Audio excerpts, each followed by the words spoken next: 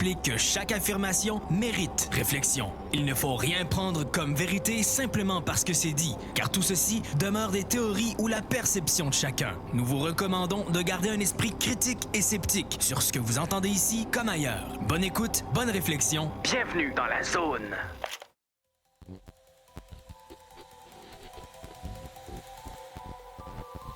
OVNI, phénomènes inexpliqués, témoignages, lumières étranges ou observations.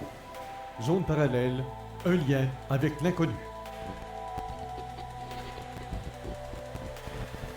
Visitez notre site web à l'adresse www.zoneparallèle.com.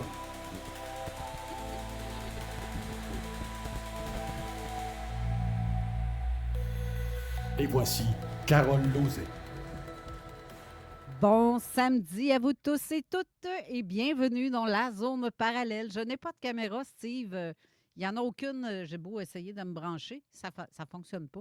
Donc, je ne suis pas capable de la setter pour l'émission d'aujourd'hui. Mais sinon, ça va, Steve? Bon matin. Ben oui, ça va très bien. J'espère que tu m'entends bien, toi, de ton côté. Oui, je t'entends très bien. OK. Sinon, il y a toujours la possibilité que tu prennes ton cellulaire comme caméra. On va pouvoir au moins voir ta binette, Ben si oui, c'est peut-être, possible. oui. Oui, ça En serait tout cas, peut-être possible. sinon, Mais c'est ça.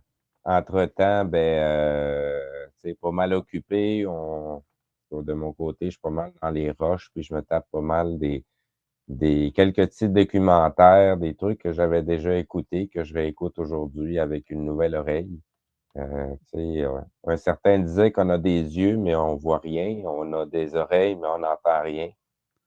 Fait que quand on commence à voir et écouter, ben, on réécoute des trucs qu'on avait déjà vu passer, mais Ouais. on trouve des nouvelles informations on avait pourtant entendues, bien avant, mais on n'avait pas saisi, la profondeur de ce qu'on venait d'entendre.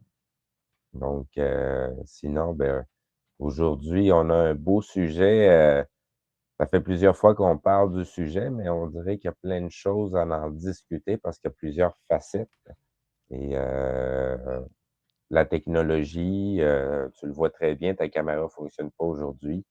Non, puis juste faire exprès, je suis arrivée dernière minute. Sérieux, là, j'ai même pas eu le temps de préparer toute la mise en onde. Je suis en OK. retard ce matin. Mais tu vois, si j'aurais eu, peut-être que, en tout cas, je n'ai pas le temps de checker pour l'instant, mais ça va venir peut-être. Sinon, comme tu dis, je vais rajouter une caméra qui sera ma face avec mon cellulaire au pire des Ouais, pires. entre-temps, Ouais, comme c'est ça, ça. on pourra régler la situation. Mais sinon, comme je disais, la technologie avec l'intelligence artificielle, on a un bel invité aujourd'hui qui est plus un chroniqueur qui vient nous Ben, parler de beau divers sujets. collaborateur, ouais, c'est ça. Oui, exactement. Mais tu J'adore sais, avant de recevoir. parler du sujet, j'ai publié dans les commentaires un petit vidéo, un petit reel à écouter. Il dure environ 11 minutes. Mais avant de faire entrer M. Robin, j'aimerais ça vous faire écouter ça parce que c'est quand même en lien avec le sujet d'aujourd'hui, l'intelligence artificielle. Mais en plus, cela nous concerne beaucoup ici dans la province de Québec parce que, dû à nos climats, ben, l'intelligence artificielle s'installe via des serveurs et on appelle ça des data centers. Puis ce monsieur-là, on m'a envoyé ça par la bande, puis j'ai trouvé ça très intéressant. Je ne vous ferai pas tout écouter, mais je l'ai mis à un petit bout, quand même Ah, OK. intéressant. Je viens de voir la face du gars. Oui, effectivement, c'est la même personne qui nous l'a envoyé, effectivement. OK, bon, ben garde, sans tarder, je vous fais écouter ça. J'espère que le son va Ben, passer. Hydro-Québec a ajouté Oui, à peu oui. près 3 gigawatts de capacité. Ça veut dire une augmentation d'à peu près 10 en 20 ans. OK? C'est pratiquement rien. Puis, c'est un peu le phénomène à l'échelle de l'Amérique du Nord. Je veux dire, les réseaux électriques en Amérique du Nord, la demande d'électricité, c'est relativement stable depuis à peu près ça 20 ans. Fait que c'est pas quelque chose, je veux dire, les réseaux sont pas adaptés pour faire face à une augmentation aussi rapide de la demande d'électricité. Bon, puis aussi si on regarde les grands projets de l'histoire du Québec, On entend le vent. Si on regarde les grands projets à Bay James, LG1, LG2, LG3, LG4, hein? Au total, ça, c'est à peu près 17 gigawatts.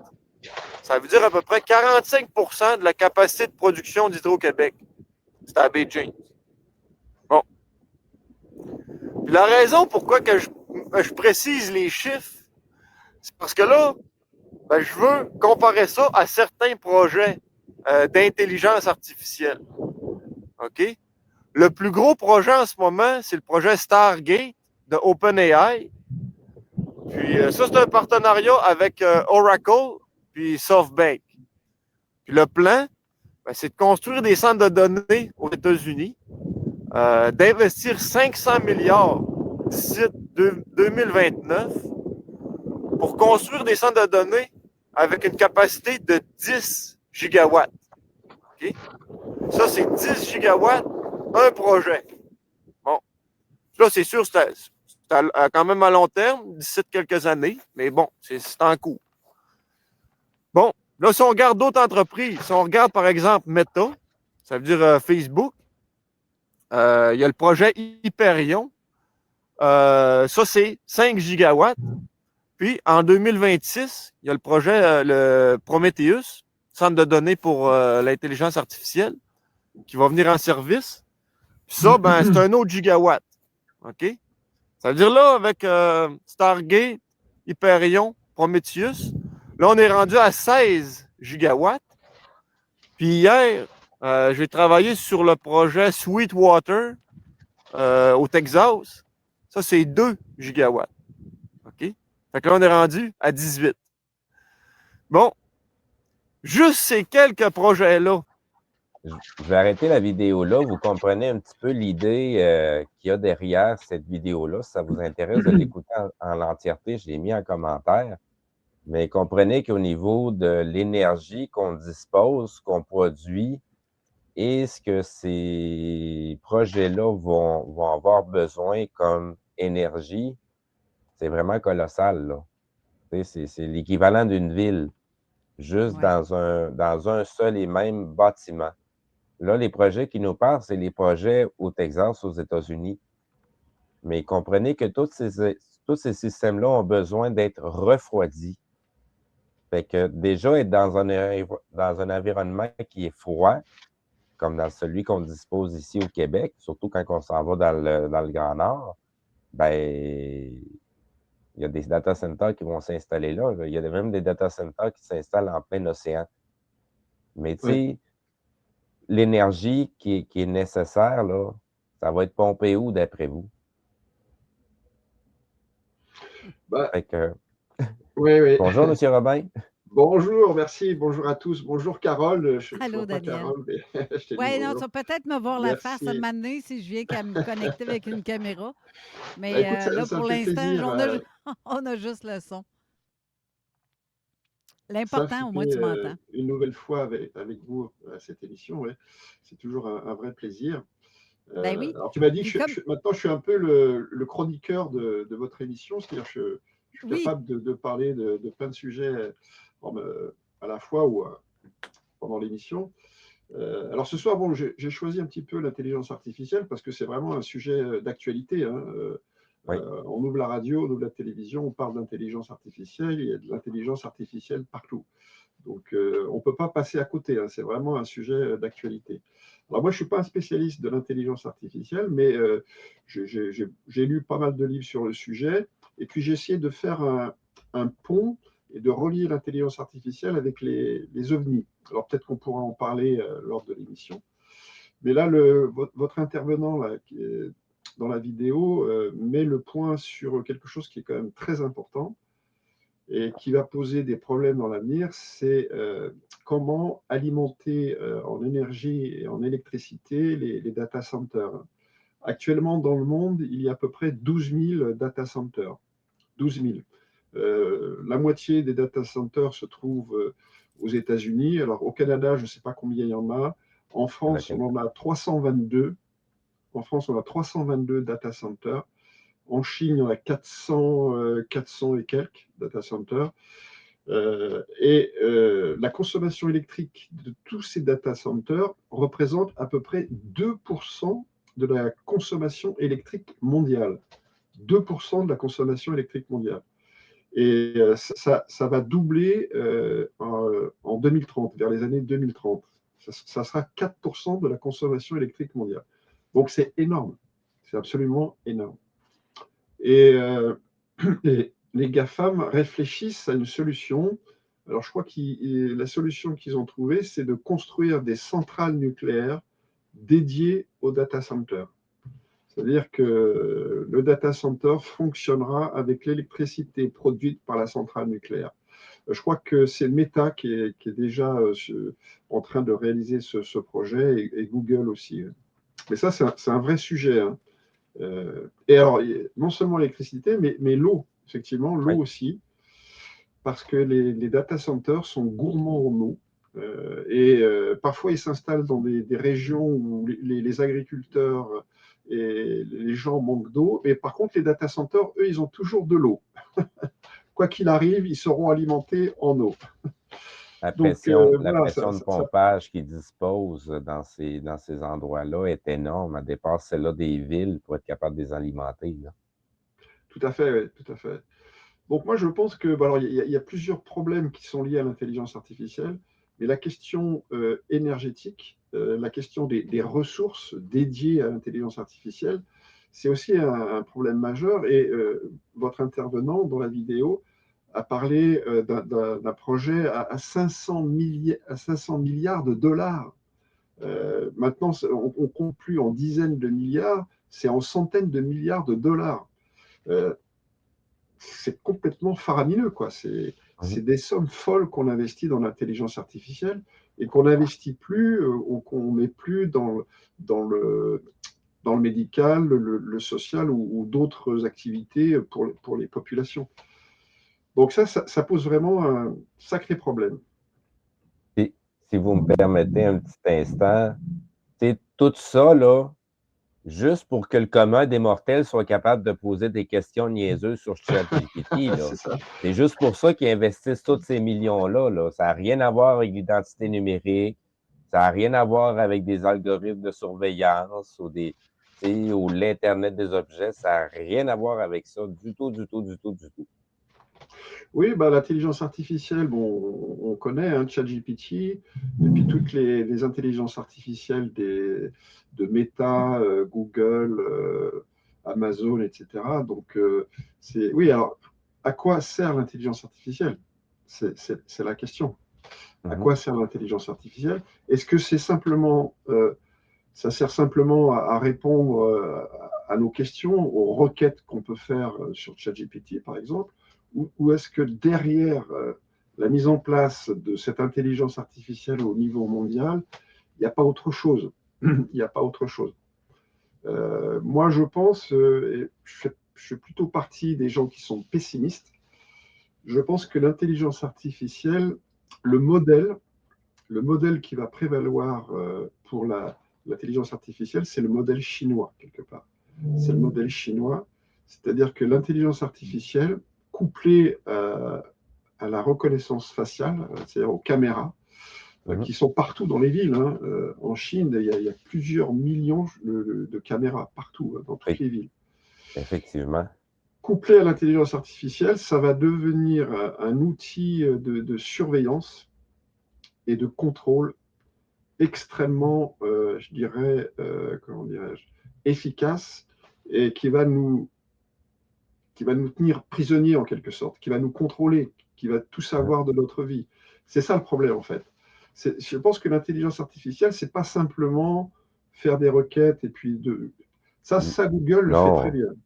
Je pense qu'il y a autre chose derrière l'intelligence artificielle. Effectivement, mais il y a présentement, ce qu'on comprend beaucoup, c'est que l'intelligence artificielle est en apprentissage.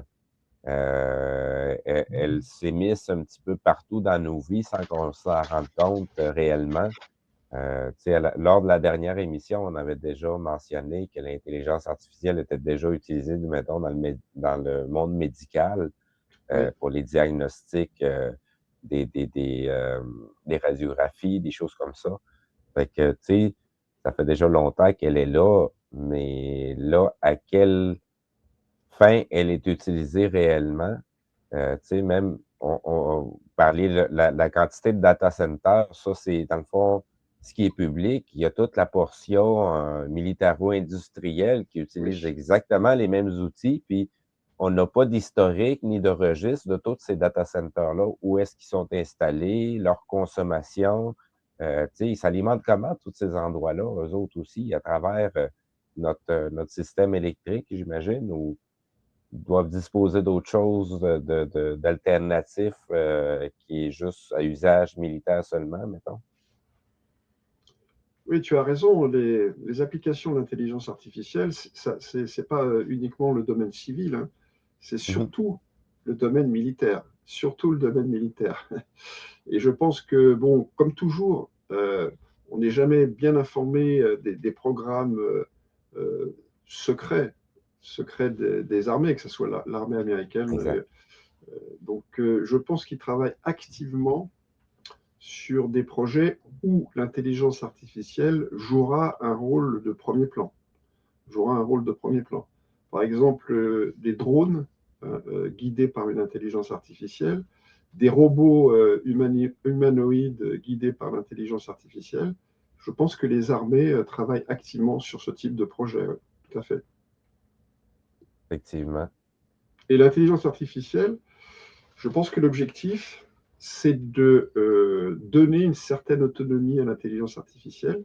C'est-à-dire que jusqu'à maintenant, bon, on envoyait des armes, par exemple des drones, mais il y avait toujours un opérateur humain derrière qui disait, voilà, maintenant je vais lâcher la bombe ou je vais tirer.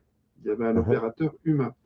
Et je pense que l'objectif des armées, c'est de faire en sorte que les armes deviennent autonomes. C'est-à-dire qu'un Mhm. drone ou un essaim de drone prendra lui-même l'initiative de repérer l'ennemi et de l'attaquer, de le bombarder ou de tirer dessus. C'est-à-dire que c'est l'intelligence artificielle qui va supplanter l'être humain sur le champ de bataille, je pense. Ça, c'est dans les cartons, hein. C'est dans les cartons des militaires. Ah, je croirais que c'est déjà même en C'est utilisation. déjà peut-être même utilisé, tout à Tu sais, fait. système de guidage. Sinon, les dernières choses que j'avais vues passer au niveau militaire, c'était toute la portion euh, Night Vision, mais qui aujourd'hui, via l'intelligence artificielle, ils vont superposer plusieurs visions, qui fait qu'aujourd'hui, même en pleine nuit, les militaires, en utilisant ces systèmes-là de vision, sont en capacité de voir tout ce qu'un cœur qui bat, certains éléments radioactifs, certains, voyons, tout ce qui va être explosif, ils vont être capables Ah, d'avoir dans leur vision quelque chose qui leur indique qu'il y a un potentiel danger, même s'il y a des choses qui s'interposent, comme un conteneur à bateau qui est complètement en acier, ben, ça n'empêche pas le système automatisé de vision de voir qu'il y a quelque chose derrière qui a un cœur qui bat, qui est en train de se mouvoir, là. tout à fait, Donc, tu tout à sais, fait, il y tout à a fait. plusieurs Ouais. usages à travers là, qui est déjà fait au niveau militaire. Puis, Je sais c'est que, peut-être la pointe du iceberg aussi. ouais, je sais que l'armée israélienne a beaucoup utilisé l'intelligence artificielle pour bombarder Gaza, Mhm. pour cibler des, des,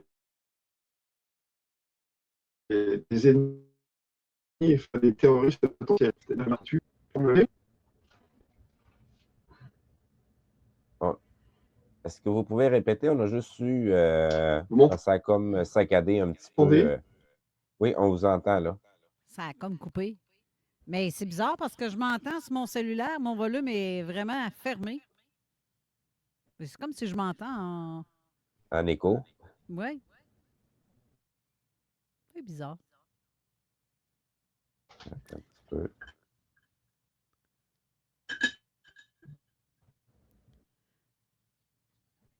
En tout cas, on va tenter de corriger la situation au cours Oui, de l'émission. oui, c'est ça. Mais juste garde, tout est fermé là, ici. Ça devrait pas se faire, en tout cas. Le micro est coupé en plus. En tout cas, bref. Puis je suis obligée d'y aller avec mon cellulaire parce qu'il n'y a aucune caméra qui veut de moi le matin dans le studio. Juste faire exprès. C'est pour ça que j'ai ouvert la caméra de mon cellulaire. J'ai pas le choix. Mais bref, oui, tu peux-tu répéter la dernière chose que tu as dit, Daniel, avant? Parce que ça a Oui, comme buggé un peu. oui, oui. Alors, pour rebondir sur ce qu'avait dit Steve, euh, j'ai dit que l'armée aérienne, maintenant, utilisait beaucoup l'intelligence artificielle pour cibler des individus potentiellement dangereux. C'est-à-dire que maintenant, l'armée israélienne est capable de dire, de contrôler pratiquement toute la population de Gaza et de dire telle ou telle personne est dangereuse ou risque de faire, d'attaquer, je sais pas, une base ou de poser une bombe. C'est devenu un outil maintenant indispensable dans la guerre à Gaza. Alors, je ne sais plus quel est le nom des logiciels qu'ils utilisent, mais ils utilisent activement l'intelligence artificielle. Je suis sûr qu'ils sont détenteurs eux-mêmes des brevets de ces applications-là, qui en sont créateurs, parce que je sais que au niveau de ces applications-là, les militaires ils sont très avancés grâce aux États-Unis par la bande, mettons. On va dire ça, on va dire ça comme ça. Mais ils ont quand même une bonne avance parce qu'ils mettent beaucoup d'emphase sur ce genre de projet-là. Oui, tout Mais à fait, oui. crois-tu à des trucs, je te dirais, disons, dans l'invisibilité, qu'il y aurait des personnes qui auraient cette possibilité-là se ramasser chez vous? Ces personnes-là se retrouvent chez vous, mais on ne les voit pas. Ils entrent dans votre Alors, demeure, mais on ne les voit pas. on quitte le domaine de l'intelligence artificielle, là, non?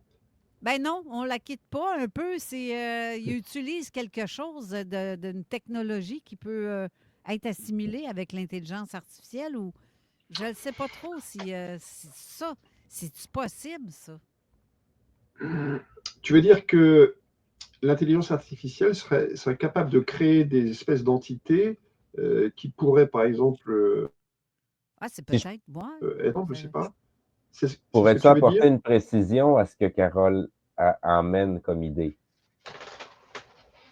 C'est Alors moi, je pense que... imagine, Ouais. oui, Non, vas-y.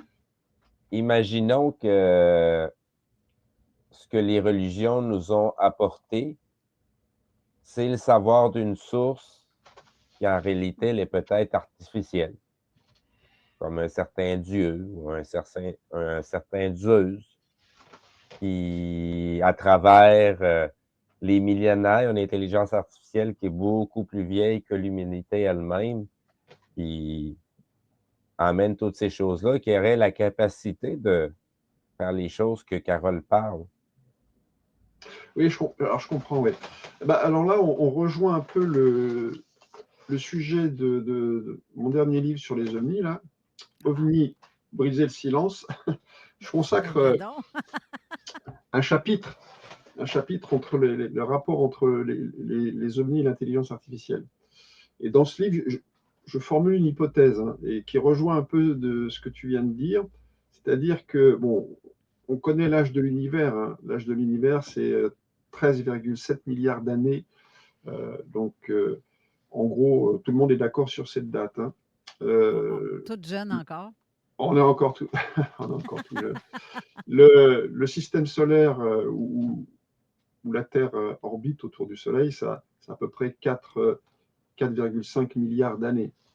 Donc tu vois qu'entre 13,7 milliards et 4,5 milliards d'années, il y a à peu près 8 milliards d'années. Donc on peut imaginer que pendant ces 8 milliards d'années, il y a eu des civilisations qui se sont développées dans la galaxie et puis dans d'autres galaxies. C'est ce que j'appelle, moi, des civilisations primordiales. Civilisations primordiales. C'est les premières civilisations qui sont apparues dans l'univers. Donc ces civilisations, elles ont déjà, par rapport à nous, des milliards d'années d'avance sur nous, des milliards d'années d'évolution d'avance sur nous. Et quand on voit sur Terre les progrès qu'a fait l'intelligence artificielle en l'espace de 10 ans ou 15 ans, imagine pour une civilisation qui a plusieurs millions d'années d'avance sur nous, voire plusieurs milliards d'années d'avance sur nous. Donc, comme tu disais tout à l'heure, pour nous, c'est cette intelligence artificielle qui, à mon avis, a déjà exploré l'ensemble de notre galaxie. Pour nous, elle serait assimilable à une espèce de divinité. Ce serait une sorte de divinité, ça serait des dieux pour nous. Et moi, j'aimais l'hypothèse, alors c'est une hypothèse, hein, que actuellement, on serait peut-être colonisé par une forme d'intelligence artificielle extraterrestre. Donc c'est une hypothèse qui est reliée au fait que, je ne sais pas, vous vous souvenez du crash de Roswell en juillet 1947.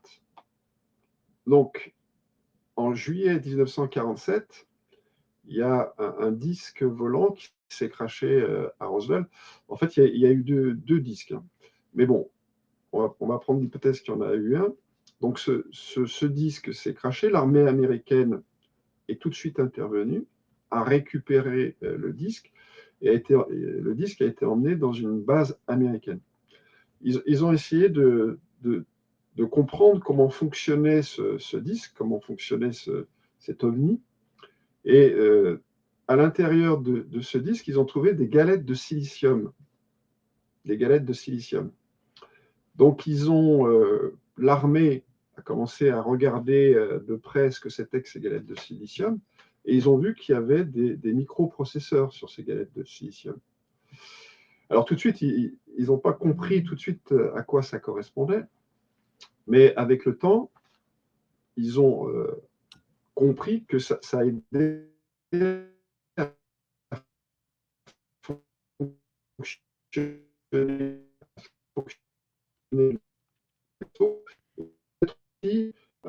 une et Corso, là, c'est bon. Le signal n'est pas bon. Hein? Il y a eu un problème. On a manqué la dernière phrase. Ouais, le signal est. Ouais. Si tu lis le livre du colonel Corso, qui s'appelle Le jour d'après, le colonel Philippe Corso, qui est décédé maintenant, il est mort, décrit dans le livre tout le processus de récupération donc, du disque, le fait que l'armée américaine aurait récupéré des galettes de silicium sur lesquelles il y avait des microprocesseurs, que l'armée aurait étudié ces microprocesseurs et que finalement, ce que nous, maintenant, on appelle l'informatique et l'ère numérique viendrait, si tu veux, de la récupération de ces galettes de silicium à Roswell. Donc, tu vois, donc ce qui veut dire que, alors, c'est une hypothèse, hein, mais c'est une hypothèse qui est défendue par Philippe Corso, mais par d'autres personnes très sérieuses. Hein. Et donc, tout ce qu'on appelle l'ère numérique, en fait, ne serait pas d'origine terrestre, serait d'origine extraterrestre. Et moi, j'aimais l'hypothèse que le crash de Roswell, en fait, ce n'est pas un crash, c'est-à-dire, souvent on dit, l'OVNI, il y a eu un orage et puis il y a un éclair qui a touché l'OVNI et l'OVNI s'est crashé. En fait, je pense que ça a été volontaire. Ils nous ont donné volontairement, si tu veux, ce disque et ces galettes de silicium pour qu'on puisse, si tu veux, développer l'informatique et l'intelligence artificielle. Et donc maintenant, on voit le résultat. Hein, donc ce disque a été récupéré en 1947. Maintenant, on est en 2025, bientôt 2026. Et tu vois tous les progrès de l'informatique et de l'intelligence artificielle. Oh oui. Et ça ne fait que commencer. C'est presque une courbe exponentielle. Hein. Bon. Effectivement, avec toutes les technologies qui ont été créées ces dernières années, c'est là que tu te rends compte comme en 1947, on n'avait même pas ça. Un ordinateur, ça n'existait même pas. Non. Tu sais, on avait, en tout cas, un ordinateur comme on le connaît aujourd'hui, mettons. Mais effectivement, c'était pas là. Encore moins, qu'est-ce que tu te ramasses avec des trucs... C'était clair. à l'époque, il y avait encore, tu sais, les lampes. Ah Il y oui, avait un ordinateur qui ouais. s'appelait l'ENIAC, qui était aussi grand qu'un immeuble pratiquement, enfin c'était gigantesque, et qui fonctionnait avec des lampes. Alors ça chauffait, ça consommait énormément d'électricité, et puis les lampes, elles pétaient de temps en temps, donc il fallait toujours changer les lampes, quoi. Comme les vieilles Donc télés, ça, genre. c'était avant les transistors et les microprocesseurs. Ouais. Et lorsqu'on a commencé à comprendre comment fonctionnaient les microprocesseurs, là, l'informatique, elle a explosé, hein. C'est-à-dire dès les années 70, 80, et surtout à partir des années 2000, bon, Google apparaît dans les années 2000, là, ça a vraiment explosé. Et maintenant, bon, l'informatique est partout, l'intelligence artificielle est partout. Moi, je me pose la question, est-ce qu'on n'est pas en train d'être envahi par une intelligence artificielle d'origine extraterrestre? Alors, c'est une question qui est provocatrice, mais je pense qu'elle mérite d'être posée. Oh que oui. Oh que oui. Ça Voilà. serait peut-être même très logique, je dirais, à la limite, parce qu'on a l'impression que c'est ces êtres-là qui nous poussent à. Ouais. Je sais pas, il y a quelque chose, là. Il y a quelque chose. Il y a quelque chose, ouais. Moi, Ouais. ce qui m'a un peu interpellé, si tu veux, c'est le fait qu'on nous force à aller dans cette direction. Ouais. Moi, j'ai vu toute l'évolution, par exemple, de l'informatique et de la bureautique dans les entreprises. Il fallait vraiment utiliser les outils informatiques, il fallait être toujours sur son ordinateur. Après, bon, il y a eu l'invention du smartphone, de l'iPhone. Donc maintenant, on ne peut plus se passer de ce petit appareil avec toutes les applications. Je veux dire, même maintenant, il faut payer avec cet appareil. On va avoir notre carte d'identité sur cet appareil. Donc, si tu veux, on a l'impression qu'on nous pousse vers ça, tu vois, comme s'il y avait une volonté de nous orienter dans cette direction. Moi, c'est comme ça que je le ressens, tu vois. C'est une forme d'esclavage en plus. Puis là, on paye pour cet esclavage-là. On embarque dans leur jeu parce qu'on devient. C'est comme. C'est comme celui qui est accro à une drogue ou peu importe quoi. Tu deviens dépendant de ça. Tu as besoin Les de ça. enfants surtout. Tout à Ouais, fait, c'est ça. Eh oui, c'est ça. Hey, on va devoir aller à la pause.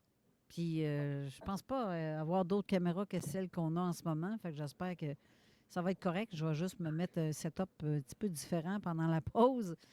Mais c'est ça. Donc, il faut aller à la pause et on revient pour une suite très intéressante, j'en suis certaine. Donc, restez là. Talking Fresh. Vous écoutez CJMD.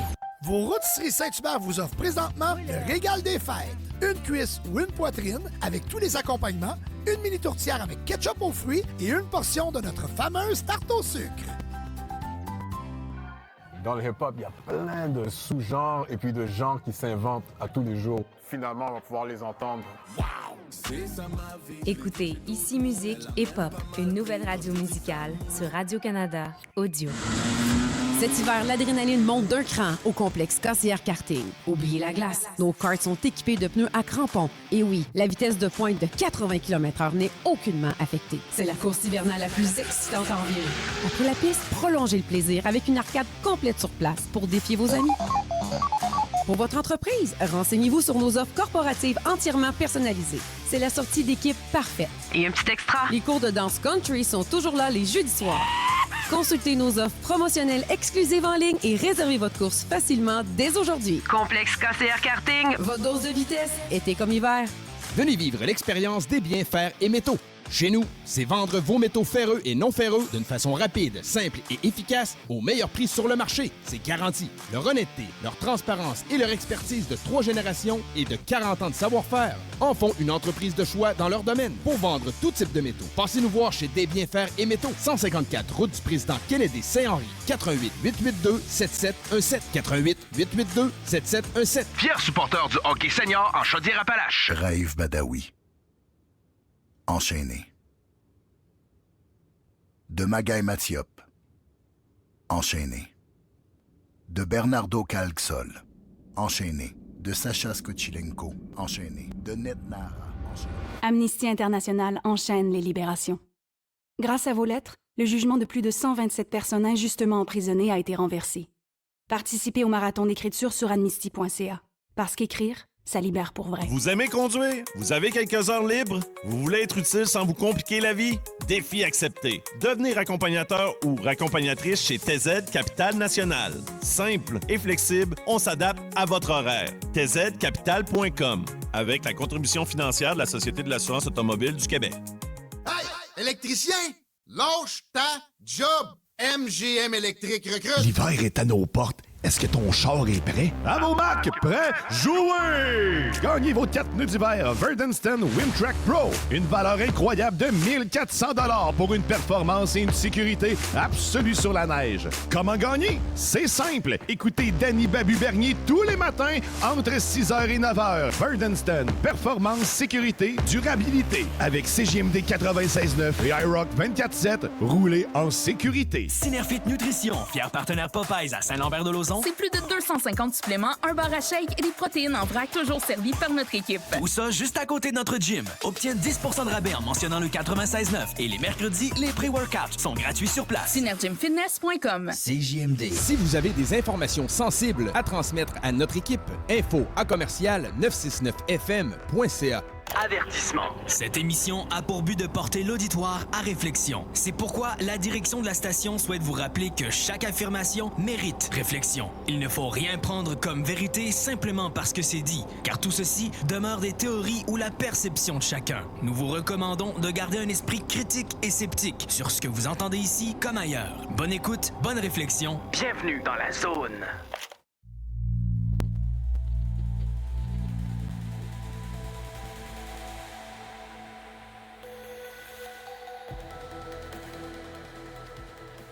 De retour à l'émission avec notre chroniqueur, collaborateur Daniel Robin, qu'on adore parce que c'est toujours intéressant quand on le reçoit, parce que c'est toujours quelque chose qui c'est vraiment dans notre palette de couleurs, comme on dit ici, façon de parler. Donc, on parlait, avant la pause, on parlait de l'invisibilité, de peut-être pour ce qui est de l'intelligence artificielle, mais en même temps, de ces technologies-là qui fait en sorte que, oui, c'est comme si on serait poussé à embarquer là-dedans, mais de gré et de force, parce que c'est le cas. Puis comme Steve a dit, bien justement, les enfants, donne un téléphone à un enfant qui joue dessus, renlève-lui, voir la crise qu'il te fait, là. C'est fou. Oui, là. non, c'est la même chose que quand vous donnez des bonbons à vos enfants. Je ne sais pas si vous avez déjà fait l'exercice, là. Donnez des bonbons, surtout à l'Halloween, là. Donnez des bonbons à vos enfants, puis attendez 15-20 minutes, puis allez regarder les yeux de vos enfants. Ce que vous voyez là, c'est des pupilles dilatées, là, puis c'est exactement le même effet qui arrive aux gens qui prennent de la cocaïne. Oui. Ah oui. Fait que... Ah oui, oui. C'est une drogue. Fait que exactement, c'est le même phénomène qui se passe avec les tablettes et les téléphones cellulaires, avec les réseaux sociaux. Une fois que vous enlevez ça, regardez les yeux, l'état, la fatigue aussi. C'est une fatigue mentale, puis tu sais, il y a un débalancement au niveau de fatigue physique et mentale parce que l'enfant, il ne bouge pas. C'est vrai. Mais jusqu'où ça peut aller, en fait, tout ça? C'est un endoctrinement. Oui, mais jusqu'où ça peut aller dans l'espèce d'intelligence artificielle qu'on veut nous imposer? Les gens vont devoir faire quoi, là? Parce que si à un moment donné, imagine le scénario dans ma tête, moi, qu'il y a des grosses catastrophes naturelles, qu'il n'y a plus d'électricité, qu'il n'y a plus rien de tout ça. On se ramasse comme dans le bois, comme dans le temps, avec les trappeurs, puis tout, parce que c'est la seule façon de se nourrir, etc.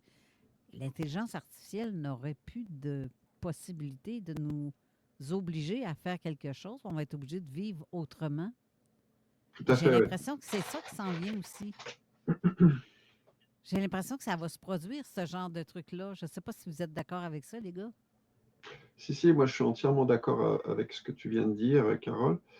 Ce qui me paraît être un danger quand même majeur, c'est le fait qu'on délègue de plus en plus à l'intelligence artificielle. C'est-à-dire que les tâches que nous, on faisait avant, maintenant, on demande à l'intelligence artificielle de les faire pour nous. C'est-à-dire des tâches d'analyse, de faire des résumés qui font quand même marcher l'esprit. Maintenant, tu demandes à ChatGPT, il te fait un résumé, il te fait une analyse, il te sort des dossiers, et toi, tu dis, c'est parfait, mais tu n'as pas fait marcher ton cerveau. Tu n'as pas fait marcher les cerveaux. Et actuellement, il y a des études qui montrent que les personnes qui utilisent régulièrement ChatGPT ont des zones de leur cerveau qui s'atrophient. Des zones de leur cerveau qui Il y a s'atrophient. l'abrutissement. Ouais. C'est-à-dire que ces zones-là ne travaillent plus. Parce qu'on délègue de plus en plus à l'intelligence. On va déléguer à l'intelligence artificielle, moins on fera marcher notre cerveau, et plus on sera soumise à cette intelligence artificielle, et plus on sera dépendante d'elle. C'est ça, en fait, le problème. C'est une question de dépendance. Et ça rejoint ce que tu disais, Steve. La drogue, c'est une dépendance. Et l'intelligence artificielle, c'est une forme de drogue à laquelle on va être extrêmement dépendant. C'est ça le danger, en fait. C'est qu'on ne pourra plus s'en passer. On ne pourra plus s'en passer. C'est le danger. Abrutir, c'est ça que Patricia... Attends un petit peu, j'ai Honorine qui est avec nous. C'est quoi t'as dit? Bonjour tout le monde. En fait, ça va être de l'abrutissement parce qu'on ne réfléchira plus et puis ça va être à pois chiche notre cerveau, c'est tout. Exactement. Voilà. Pois chiche, j'ai pas l'idée. Moi, j'ai un raisin sec. J'aimerais revenir sur l'idée que Carole mentionnait, catastrophe naturelle et compagnie.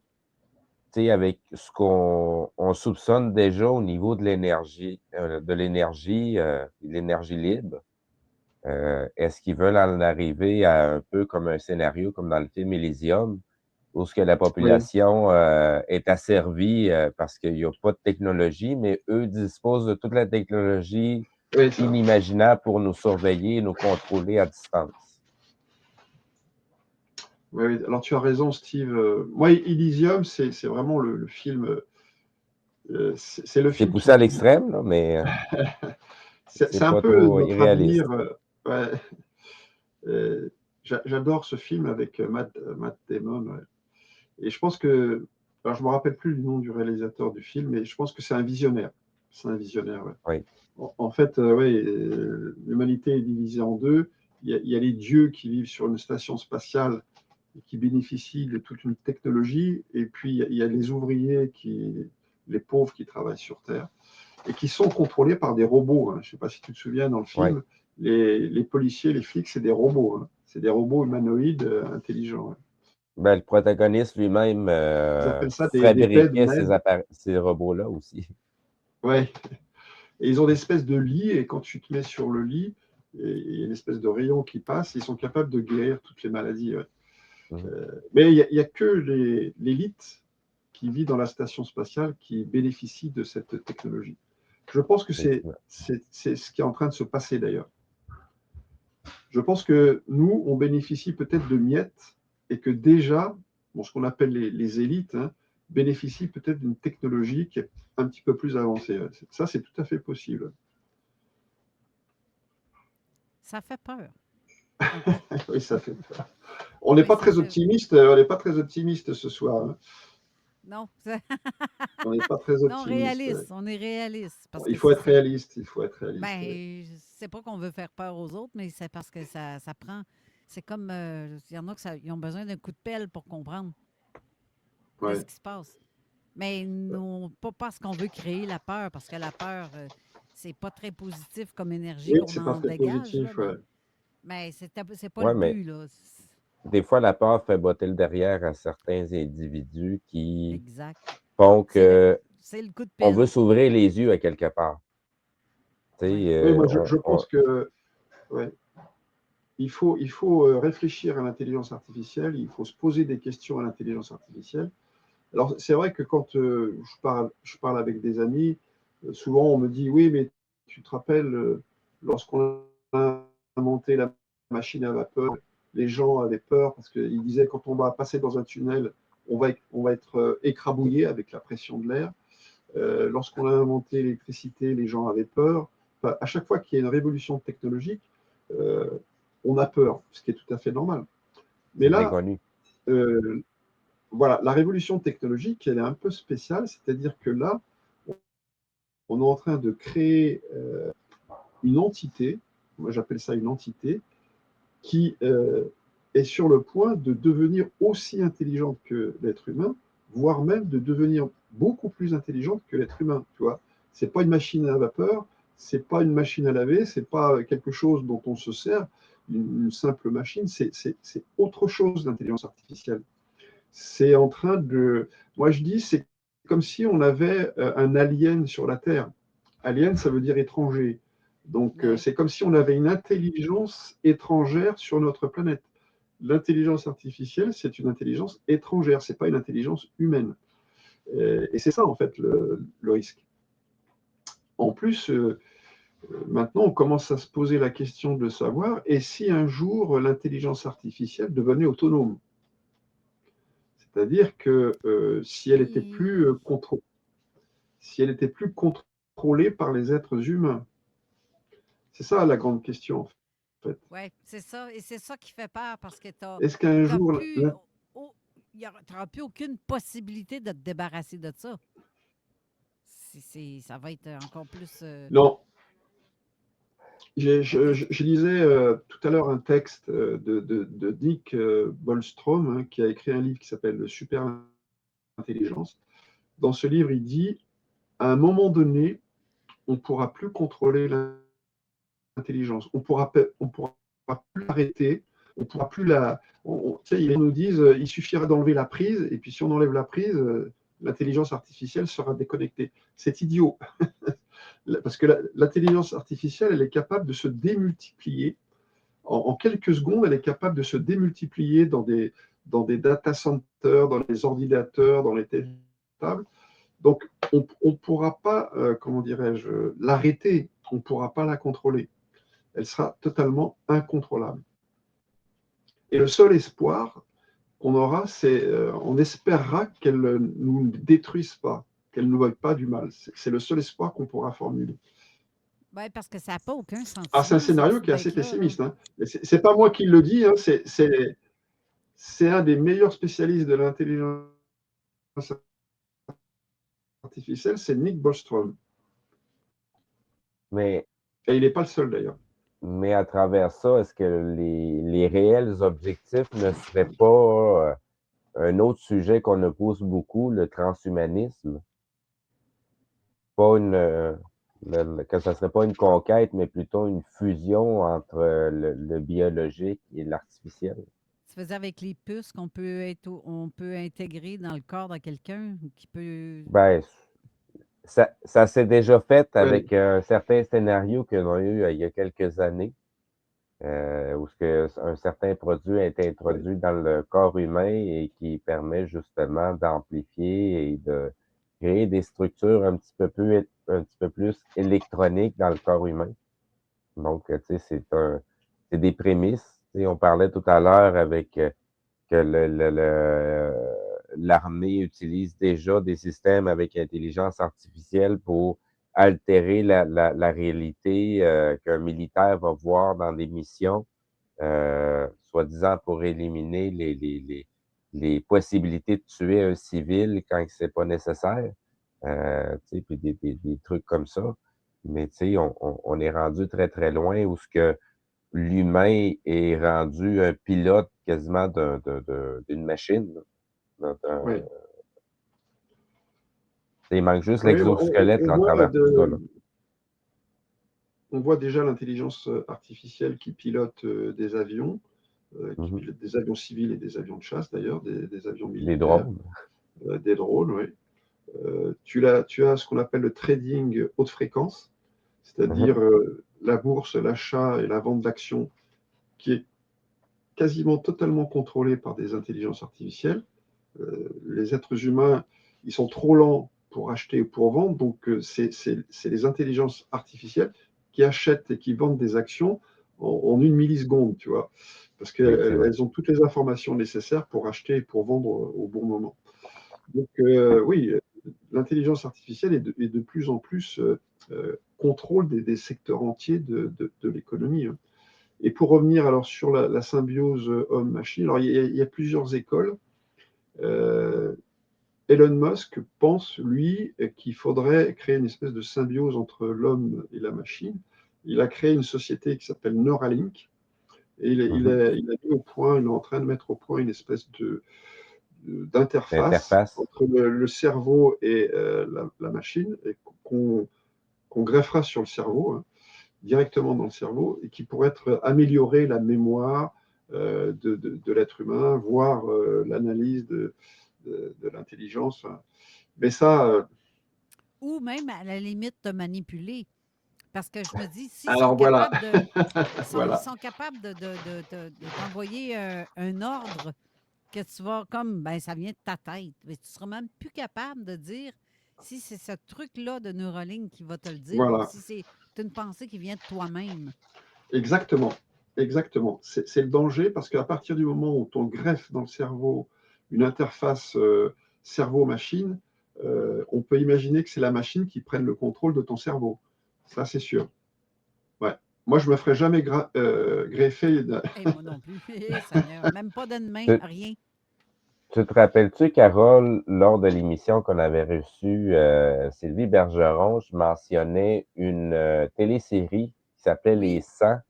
Oui. Où ce que, dans la finalité du scénario, il y avait une puce qui était installée dans le cerveau d'un autre, et ça venait amplifier les capacités de l'autre au niveau intelligence et l'utilisation de son imagination. Puis en tout cas, écouter la télésérie, c'est vraiment malade, mais écoutez ça aussi sur un œil un petit peu plus, le plan d'ensemble qu'on nous présente. Mais tu sais, ça en revient à ça, là. Rappelez-vous que ça prenait du sang d'Éden pour pouvoir posséder cette interface-là dans le corps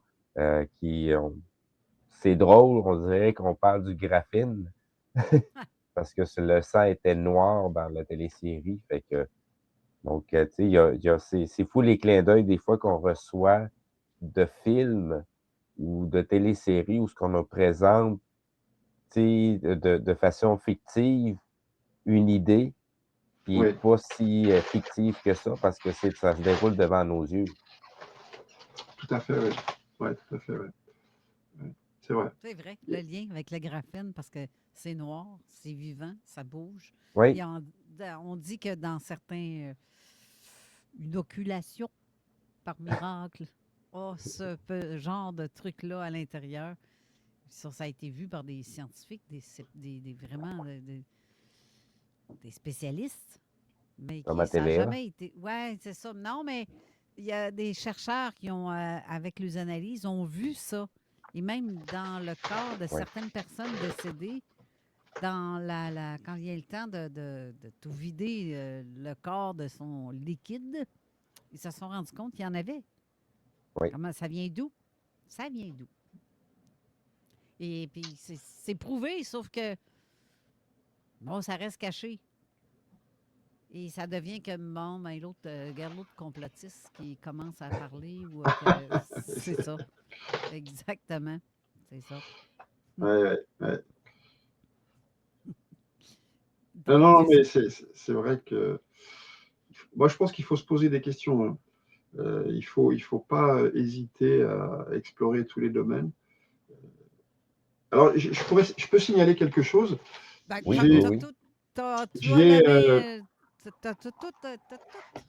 Ouvert. Le 12 janvier prochain, j'ai un livre qui va sortir qui s'appelle La hiérarchie infernale. La hiérarchie infernale. Et le sous-titre, c'est Les programmes occultes, le crime organisé, le pétrole, le numérique, les organisations mondialistes, le SARS-CoV-2, MK Ultra et Prism. Tu vois, vaste programme. Que ça va être intéressant. Que ça va être le intéressant. 12 janvier, on pourra le trouver dans les librairies, peut-être au Québec, je ne sais pas. Si mon éditeur a pensé à envoyer des exemplaires au Québec, je pourrais t'en envoyer un exemplaire, hein, Carole ou Steve. Ben oui. Donc, Ça veut dire que Ça Voilà, veut on dire que est tu vas commencer la saison avec nous, puis tu vas en parler. Ça irait le pas 12 ça? janvier, ça sort le 12 janvier. Bon, Donc, alors là, c'est on est en plein complotisme, hein, c'est clair. Je voudrais rajouter, il y a Julie Savard qui commente parallèlement de nombreuses communautés de pratiques en gouvernance des données travaillent activement à définir des cadres de gouvernance et des principes éthiques entourant l'utilisation de l'intelligence artificielle. Ces groupes cherchent à encadrer les enjeux liés à la transparence et à la responsabilité, à la protection des données et aux biais algorithmiques afin d'assurer une utilisation responsable, équitable et socialement acceptable de l'IA au sein des organisations. Donc, il y a des gens qui y travaillent. Est-ce que ça va-tu donner quelque chose ou ça va juste encadrer la façon qu'ils vont utiliser l'intelligence artificielle contre nous, un peu comme bien des choses que des organismes font? Je pense qu'en ce qui concerne l'intelligence artificielle, on est engagé dans une espèce de course folle qui ne peut pas s'arrêter en fait. Parce qu'il y a une telle concurrence entre les Américains, les Chinois, alors les Européens un petit peu, mais s'il y en a un qui s'arrête, eh ben, il va perdre l'avantage, il va avoir du retard. Ce qui veut dire que en face, eux, ils ne se seront pas arrêtés, donc ils vont développer des systèmes beaucoup plus intelligents, tu vois, une intelligence artificielle beaucoup plus performante. Donc ils ne peuvent pas s'arrêter en fait. Ils sont obligés de continuer de construire des data centers de plus en plus énormes, d'utiliser des logiciels de plus en plus perfectionnés, ce qu'on appelle des LLM, Large Language Model, des algorithmes de plus en plus puissants. Donc, c'est une course folle. Ils ne peuvent pas s'arrêter. Il ne peut pas y avoir de consensus. Les Américains, ils ne peuvent pas dire, bon, maintenant, stop, on arrête tout, on réfléchit. C'est pas possible. C'est pas possible. Dès qu'ils arrêtent, je veux dire, l'adversaire, il va prendre l'avantage. Donc, pour l'instant, alors nous, en Europe, on essaye d'encadrer avec des législations, avec des lois, mais c'est pas bon, quoi. Pour nous, c'est pas bon. De toute façon, déjà, on est hors course. Les Européens, on est déjà hors course. Parlant d'Européens, justement, vous êtes aussi aux prises avec le phénomène qu'on a eu ici l'année dernière aux États-Unis. Les histoires de drones, ça doit que vous êtes. Oui, alors en ce moment, oula, oui. Oui, tu as raison. Ça. Je me demande juste, pourquoi ils font ça? Il y a des endroits ciblés qui veulent. Là, il y a une affaire très importante en ce moment en France qui fait beaucoup de bruit. C'est arrivé il y a 2 jours à peu près. Tu sais, en France, on a une base de sous-marins nucléaires en Bretagne qui s'appelle l'île Longue.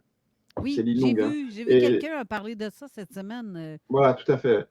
Et donc, cette base qui contient, on a 4 sous-marins nucléaires, on en a 4. Donc, il y en a 2 qui sont dans la base à l'île Longue et il y en a 2 qui sont en mission. Alors, on ne sait pas où ils sont, hein, les sous-marins en mission. On ne connaît pas leur position. Hein. En tout cas, la base des sous-marins nucléaires de l'île Longue a été survolée par 5 drones. 5 drones. Et il y a certains de ces drones qui ont été abattus. Et alors, pour l'instant, le gouvernement est très prudent. Il suppose que ça pourrait être des drones d'origine russe. Parce qu'en ce moment... On a fait la même réaction ici, mais je le sais que c'est pas ça. Moi, je suis sûre que c'est pas ça. Parce qu'en ce moment, on est très, comment je dirais, en bisbille avec les Russes. Et notre président Emmanuel Macron, il est quasiment, on va dire, en contact frontal. C'est-à-dire qu'il est vraiment... la Russie nous considère comme un ennemi. Hein. Quand Poutine parle de la France ou de l'Europe en général, mais particulièrement de la France est visée. Hein. Parce que nous, on reçoit régulièrement Zelensky. Il s'adresse à la gouvernance et non pas au peuple. Oui, il s'adresse à la gouvernance, oui. Mais c'est vrai que, comme disait Carole, depuis quelque temps en Europe, il y a eu la Pologne qui a été survolée. L'Allemagne a été survolée, certains sites sensibles. En France, il y a plusieurs sites sensibles militaires qui ont été survolés par des drones. Et on se pose des questions. D'où viennent ces drones? Pourquoi ils survolent nos installations? Avant d'aller à la pause, je vais faire mon complotiste. Et si ça serait les marionnettistes qui nous envoient des drones pour aller surveiller si la pièce de théâtre se passe vraiment, comment ils l'ont décidé? C'est possible. C'est possible. Parce que, tu sais, on parlait de Google, des entreprises comme ça. Il y a des entreprises qu'on n'a jamais entendu parler et que c'est du domaine privé, c'est pas public, c'est pas militaire, et que eux, de leur côté, travaillent déjà sur ces projets-là d'intelligence artificielle mélangés avec du système de surveillance et d'armement. Tu sais, il ne faut pas oublier non plus qu'il y a genre le Vatican aussi qui possède ce genre de projet-là et d'autres grands organismes à but non lucratif et caritatif qui possèdent ce genre d'installation-là, comme l'Église mormone. Ouais, pour en souligner comme ça. Steve, mon espèce de complotiste. T'as raison, pareil. On va aller à la pause. Oui, pour ça, j'avais raison. Oui, la pause. Oui, restez là. Ah ouais. Salut, c'est Danny de Ageless Man. Vous écoutez CJMD 96.9. Les boys sont de retour. Pas sur la glace, mais sur scène. Retrouvez Stan, Méo, Tiggy, Bob, Fern et toute la gang à la salle Albert Rousseau en janvier 2026. Les boys, le spectacle. Achète tes billets sur lesboys.com. Tout le monde se dit expert, mais pour un espace net, y'a rien comme NetExpert. NetExpert Québec, les meilleurs dans le commercial. Offrez-vous le traitement PRP ou exosome aux cliniques Viva pour enfin dire stop à la perte de cheveux, redonner vitalité et stimuler la repousse. Procurez-vous un forfait des fêtes et courez la chance de gagner un crédit voyage de 2000 $. Cliniqueviva.com. Le Bowling Comedy Club arrive au Boulodrome de Lévis dès le 8 décembre. Pour cette grande première, ne manquez pas l'humoriste Jean-Marie Corbeil dans son spectacle solo. Dès le 3 février, le Bowling Comedy Club reviendra chaque mois avec des invités surprises et Jean-Marie à l'animation. Le spectacle débute à 20h, mais dès 17h30, venez jouer au bowling avec notre invité, manger un bon repas ou prendre un verre et profiter de l'ambiance festive du Boulodrome. Billets en vente sur Eventbrite. Détails sur boulodrome.com. Les places sont limitées. Faites vite. Sur mesure, c'est la destination cadeau pour tous ceux qui veulent offrir une expérience unique et un cadeau qui dure plus longtemps que vos résolutions du Nouvel An.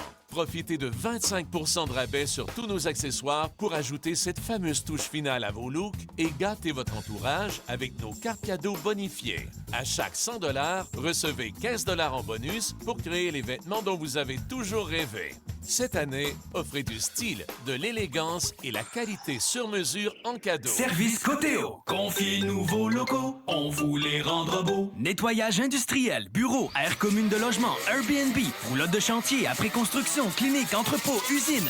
Nommez-le, on l'entretient, puis bien à part de ça.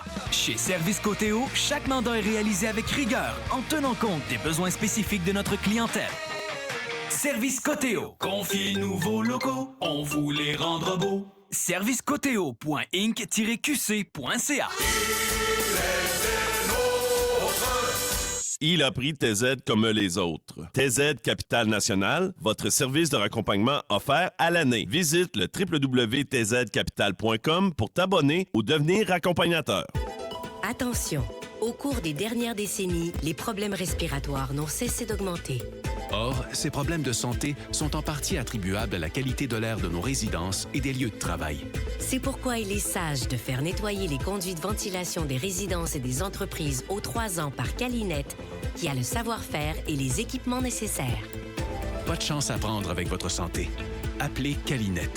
Calinet, présent partout au Québec, 24/7. L'hiver est à nos portes. Est-ce que ton char est prêt? À vos marques, prêts, jouez! Gagnez vos 4 pneus d'hiver Verdenston Wimtrack Pro. Une valeur incroyable de 1400 $ pour une performance et une sécurité absolue sur la neige. Comment gagner? C'est simple. Écoutez Danny Babu-Bernier tous les matins entre 6h et 9h. Verdenston, performance, sécurité, durabilité. Avec CJMD 96.9 et iRock 24/7, roulez en sécurité. 96.9. Talk, rock, hip-hop et beat the club. Avertissement. Cette émission a pour but de porter l'auditoire à réflexion. C'est pourquoi la direction de la station souhaite vous rappeler que chaque affirmation mérite réflexion. Il ne faut rien prendre comme vérité simplement parce que c'est dit, car tout ceci demeure des théories ou la perception de chacun. Nous vous recommandons de garder un esprit critique et sceptique sur ce que vous entendez ici comme ailleurs. Bonne écoute, bonne réflexion. Bienvenue dans la zone.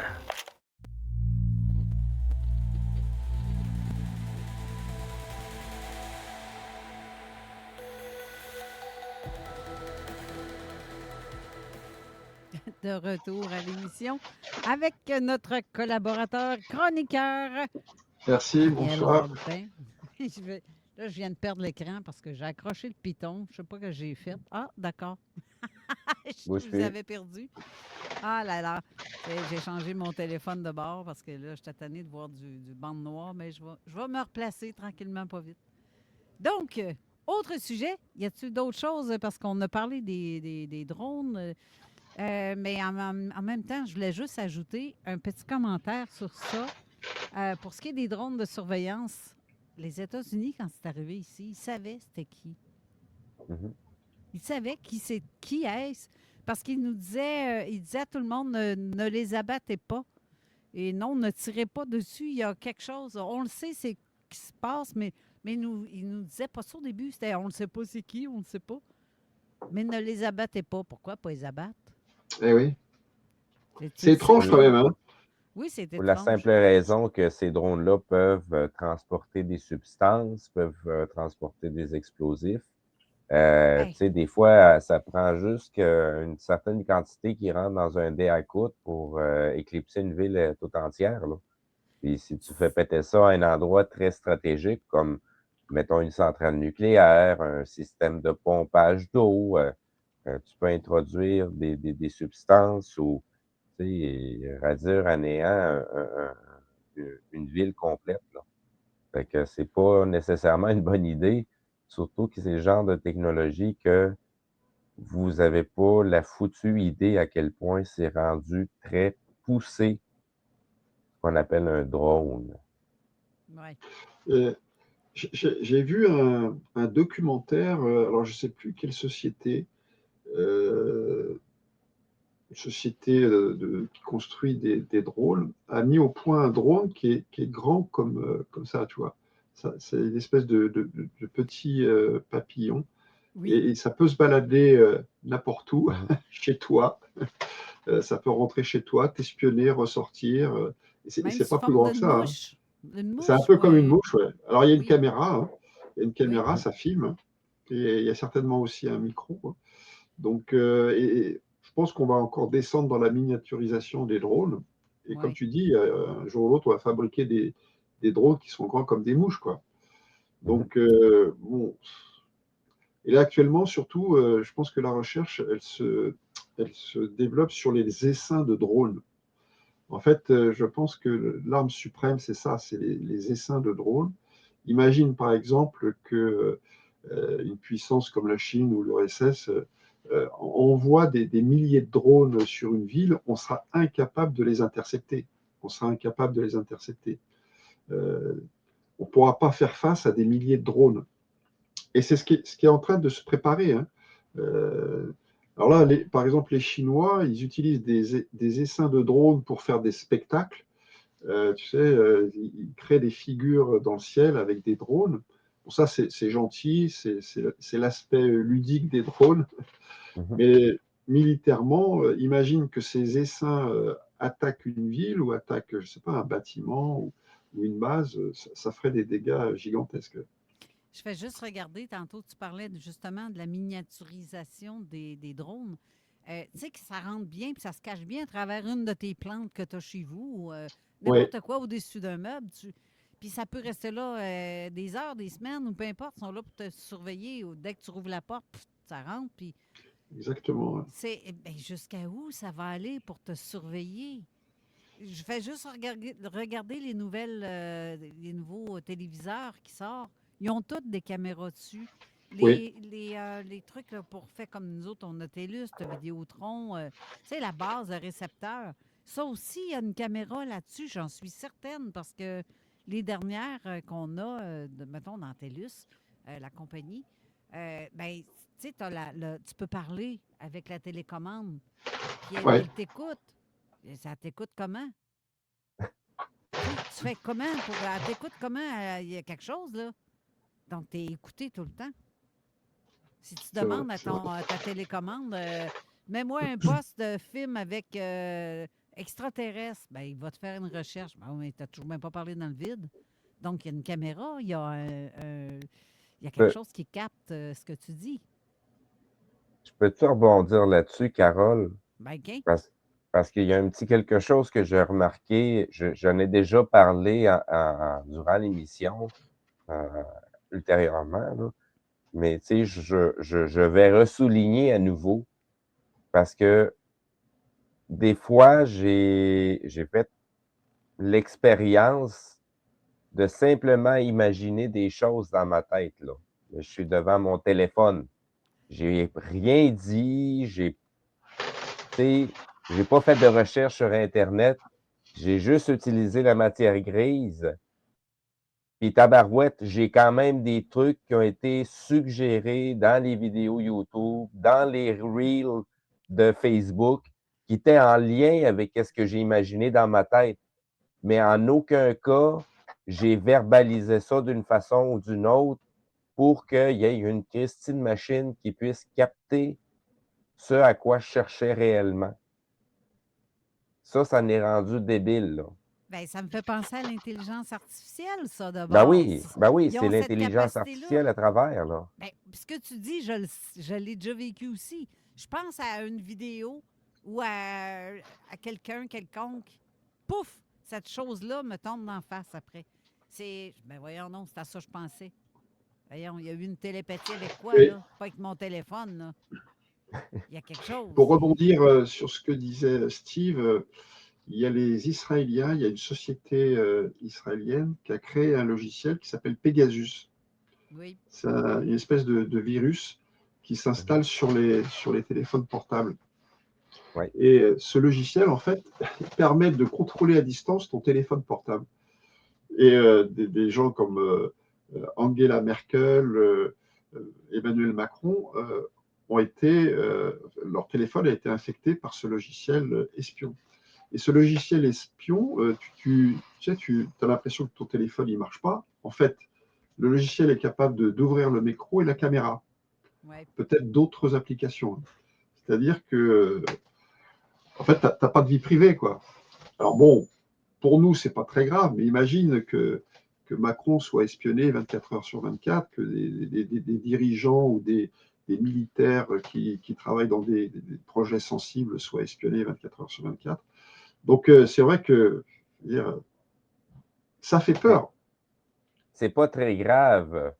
Sans rappeler le cas de M. Snowden qui a révélé la surveillance de M. et Mme Tout-le-Monde et que du même cas, ça leur permet, via l'intelligence artificielle et la création de scènes et d'événements que vous n'avez jamais fait, jamais dit, créer des victimes ou des potentiels agresseurs qui n'ont jamais rien fait, mais que ben, ça va être toi le bouc émissaire pour tel attentat.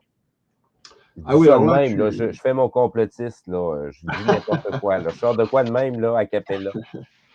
Oui, non, mais alors là, c'est un domaine qu'on n'a pas abordé, c'est moi ce qu'on appelle la post-vérité, c'est-à-dire les fake news. Et c'est vrai que maintenant, alors ça devient vraiment quelque chose d'absolument effrayant. Simplement, si par exemple, là, on me filme, on est capable de reprendre mon image et ma voix et de me faire dire des choses que je n'ai jamais dites, tu vois. Exactement.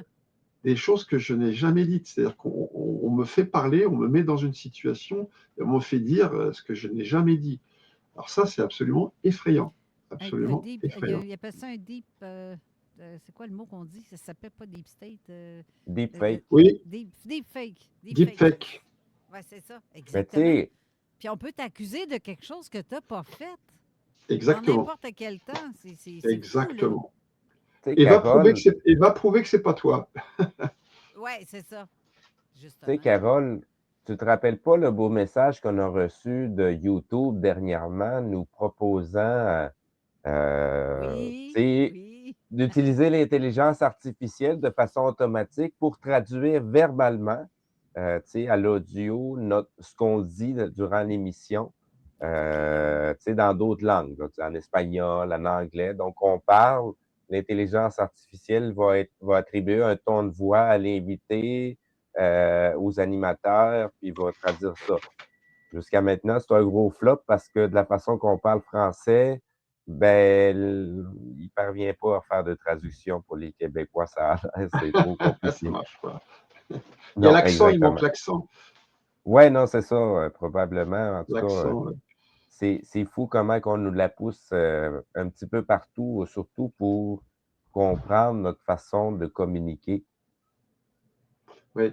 Ce qui est terrible, c'est que l'intelligence artificielle va être capable de créer des vidéos, peut-être même des films, sans que l'être humain puisse intervenir. C'est déjà le cas d'ailleurs, hein. Maintenant, tu as des intelligences artificielles qui sont capables de créer des vidéos. Moi, j'ai vu sur Internet des vidéos où Emmanuel Macron était parce qu'en France, Emmanuel Macron, c'est la cible. Tout le monde prend Emmanuel Macron comme cible. Donc, on voit des tas de vidéos où il y a Emmanuel Macron qui est un bandit, qui dit certaines...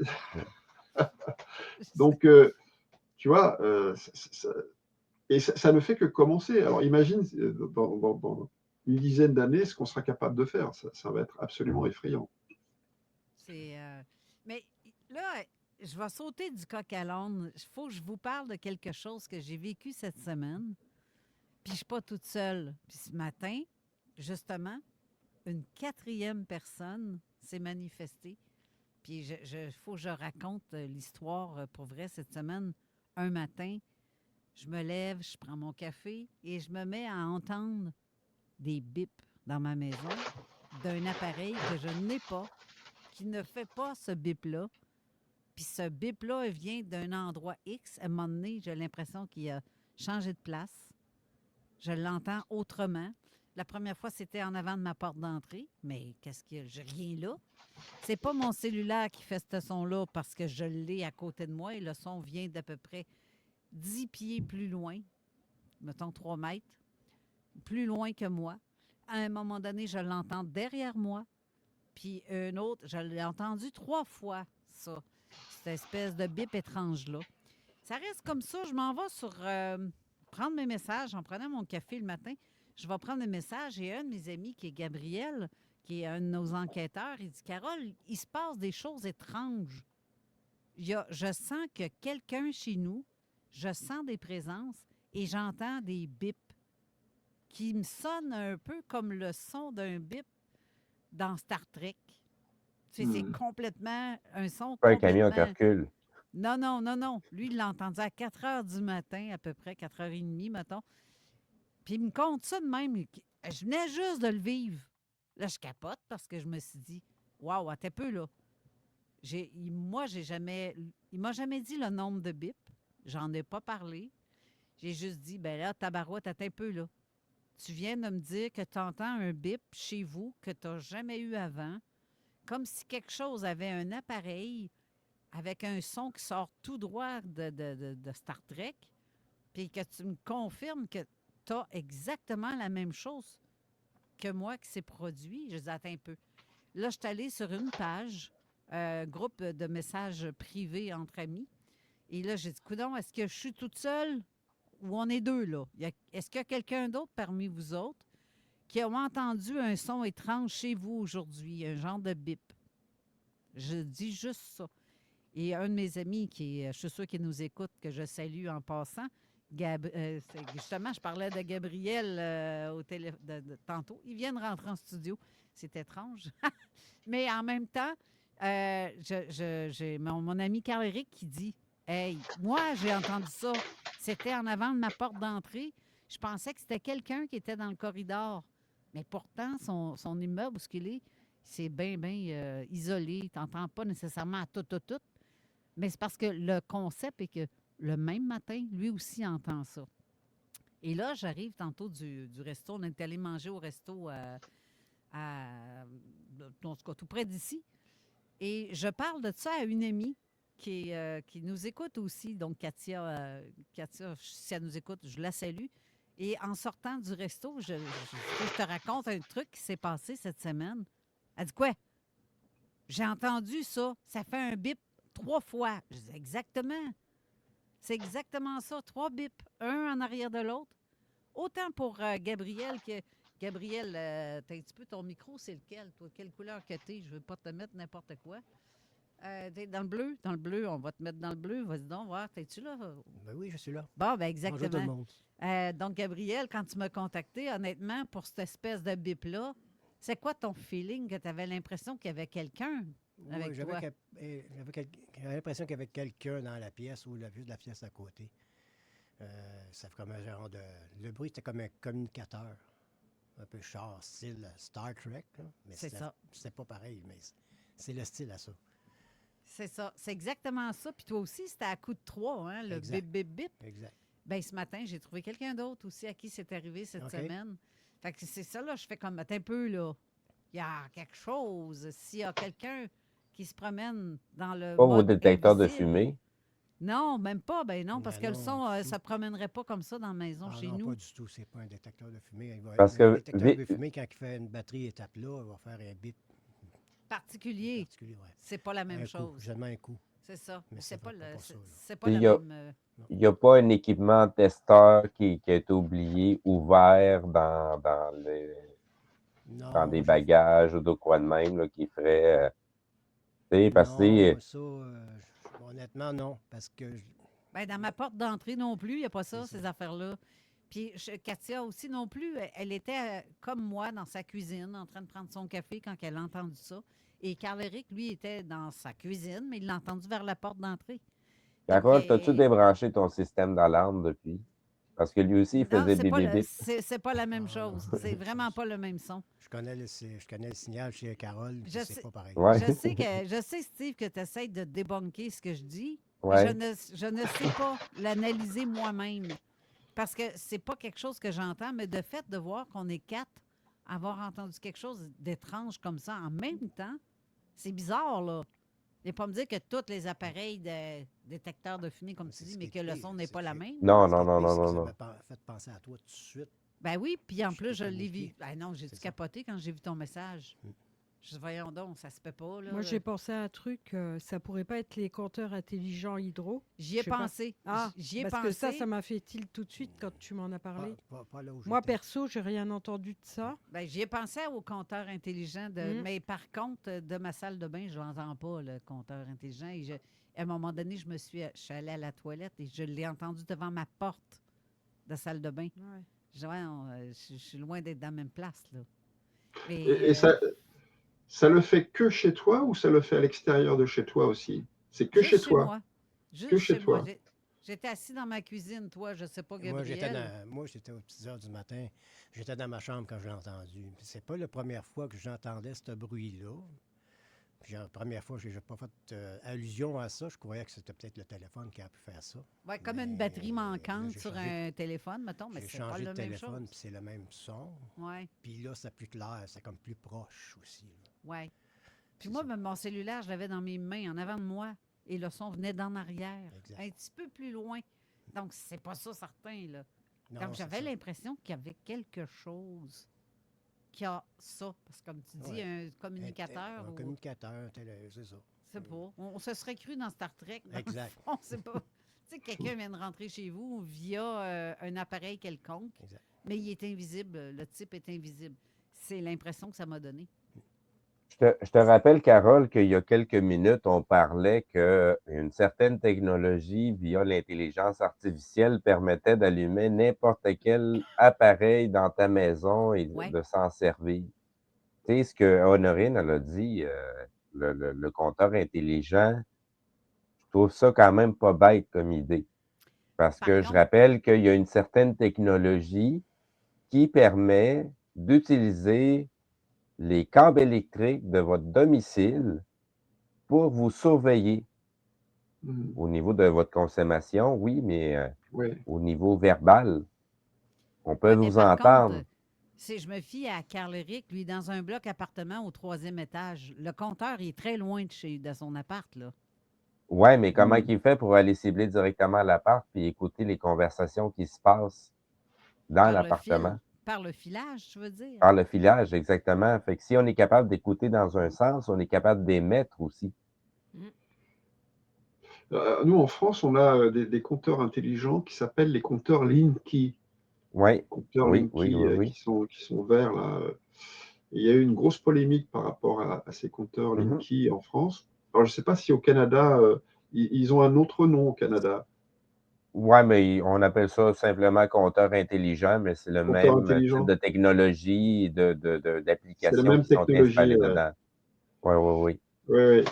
Alors, on a dit beaucoup de choses et notamment la capacité de ces compteurs à nous espionner, effectivement. Exact. Et de savoir, ils sauraient exactement, par exemple, quelle chaîne de télévision tu regardes de telle heure à telle heure, tu vois? Oui.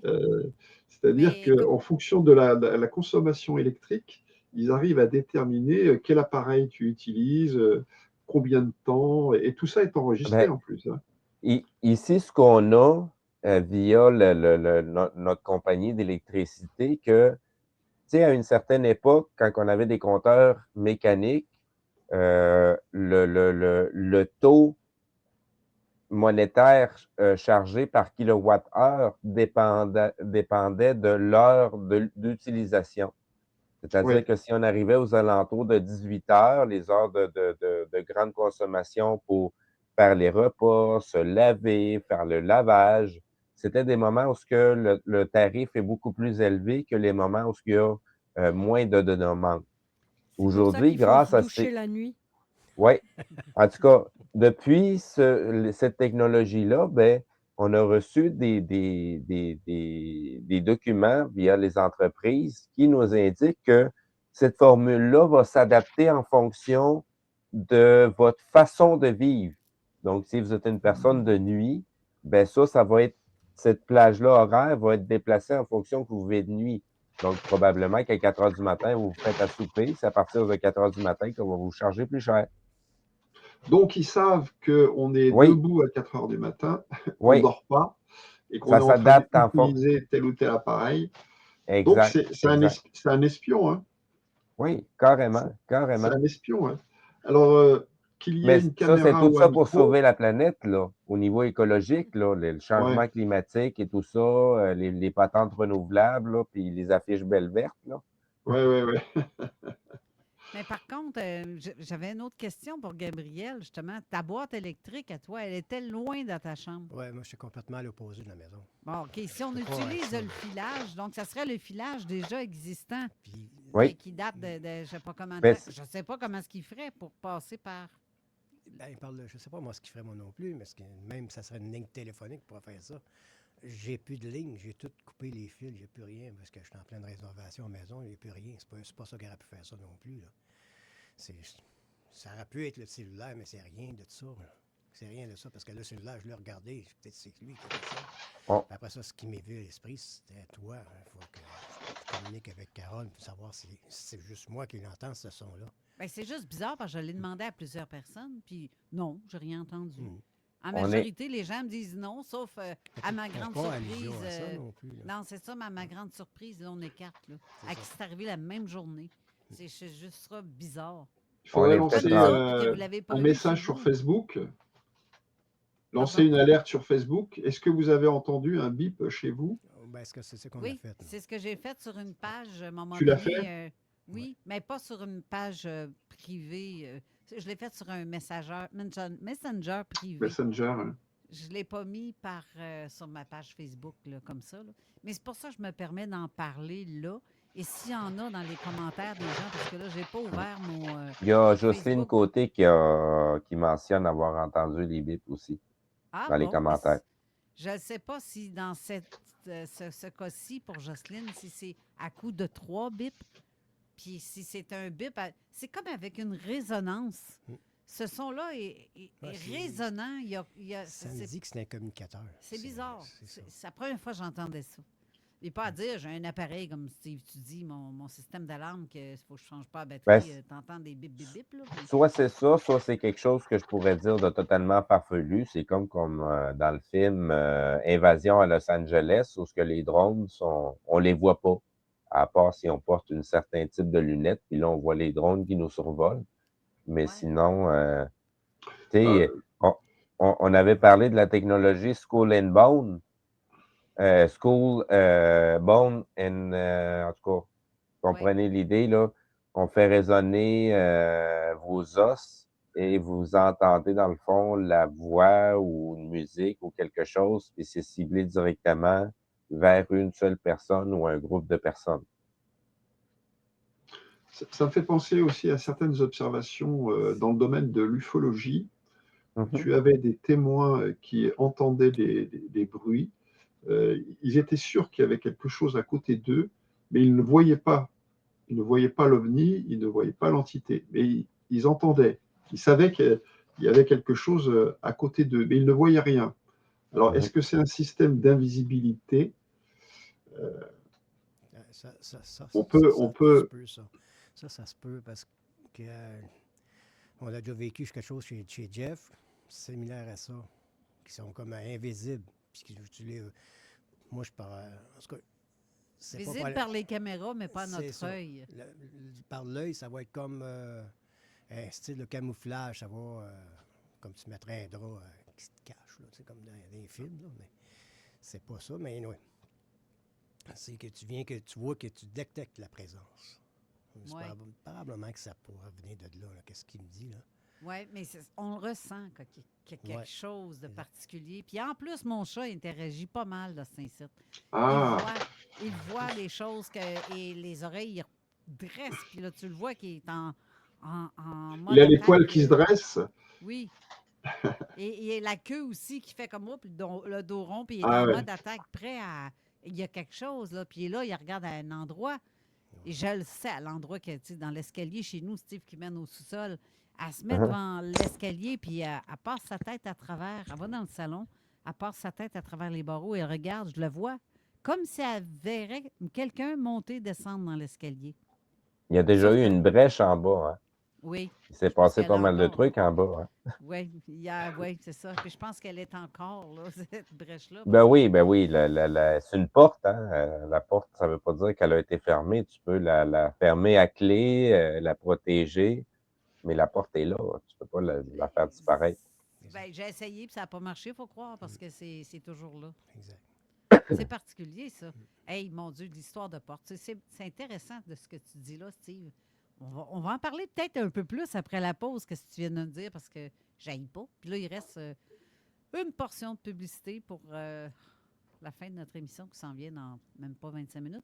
Donc, restez là. On revient tout de suite après. 96.9. Les boys sont de retour. Pas sur la glace, mais sur scène. Retrouvez Stan, Méo, Tiggy, Bob, Fern et toute la gang à la salle Albert Rousseau en janvier 2026. Les boys, le spectacle. Achète tes billets sur lesboys.com. MGM Électrique. Booster de dynamisme. Offrez-vous le traitement PRP ou Exosome aux cliniques Viva pour enfin dire stop à la perte de cheveux, redonner vitalité et stimuler la repousse. Procurez-vous un forfait des fêtes et courez la chance de gagner un crédit voyage de 2000 $. Cliniqueviva.com. Dans le hip-hop, il y a plein de sous-genres et puis de genres qui s'inventent à tous les jours. Finalement, on va pouvoir les entendre. Écoutez Ici Musique et Pop, une nouvelle radio musicale sur Radio-Canada Audio. Cet hiver, l'adrénaline monte d'un cran au complexe KCR Karting. Oubliez la glace, nos karts sont équipés de pneus à crampons. Et oui, la vitesse de pointe de 80 km/h n'est aucunement affectée. C'est la course hivernale la plus excitante en ville.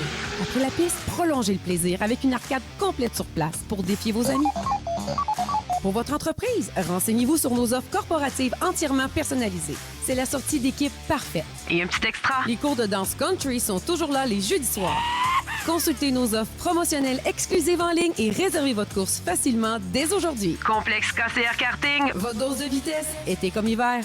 Sur mesure, c'est la destination cadeau pour tous ceux qui veulent offrir une expérience unique et un cadeau qui dure plus longtemps que vos résolutions du Nouvel An. Profitez de 25 % de rabais sur tous nos accessoires pour ajouter cette fameuse touche finale à vos looks et gâter votre entourage avec nos cartes cadeaux bonifiées. À chaque 100 $, recevez 15 $ en bonus pour créer les vêtements dont vous avez toujours rêvé.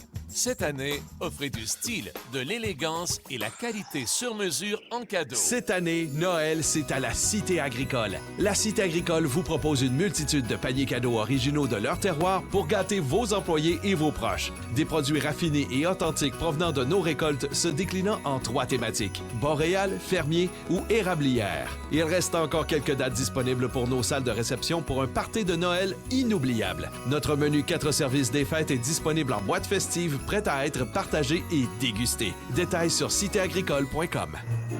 Cette année, impressionner la belle famille, c'est facile. Vous allez au marché Richelieu-Briquéville, vous remplissez votre panier et hop! On croira que vous avez passé 3 jours à cuisiner. Pas besoin d'être un chef étoilé. Nos produits frais, nos spéciaux du temps des fêtes et nos idées gourmandes font tout le travail pendant que vous prenez tout le crédit. Marché Richelieu-Briquéville, complice de vos fêtes et de vos petits miracles culinaires. Découvrez la nouvelle vocation de Saint-Louis de France, un ancien couvent transformé en milieu de vie paisible et abordable. Plus de 230 lofts tout inclus dans un environnement accueillant où l'on se sent vite chez soi. Profitez d'une cafétéria chaleureuse, d'espaces communs simples et conviviaux et d'une vie de communauté unique à Lévis. Saint-Louis de France, trouvez votre place. Résidencelévis.com. Résidencelévis.com. Classique rap, hip-hop actuel, unique au Québec. Avertissement. Cette émission a pour but de porter l'auditoire à réflexion. C'est pourquoi la direction de la station souhaite vous rappeler que chaque affirmation mérite réflexion. Il ne faut rien prendre comme vérité simplement parce que c'est dit, car tout ceci demeure des théories ou la perception de chacun. Nous vous recommandons de garder un esprit critique et sceptique sur ce que vous entendez ici comme ailleurs. Bonne écoute, bonne réflexion. Bienvenue dans la zone.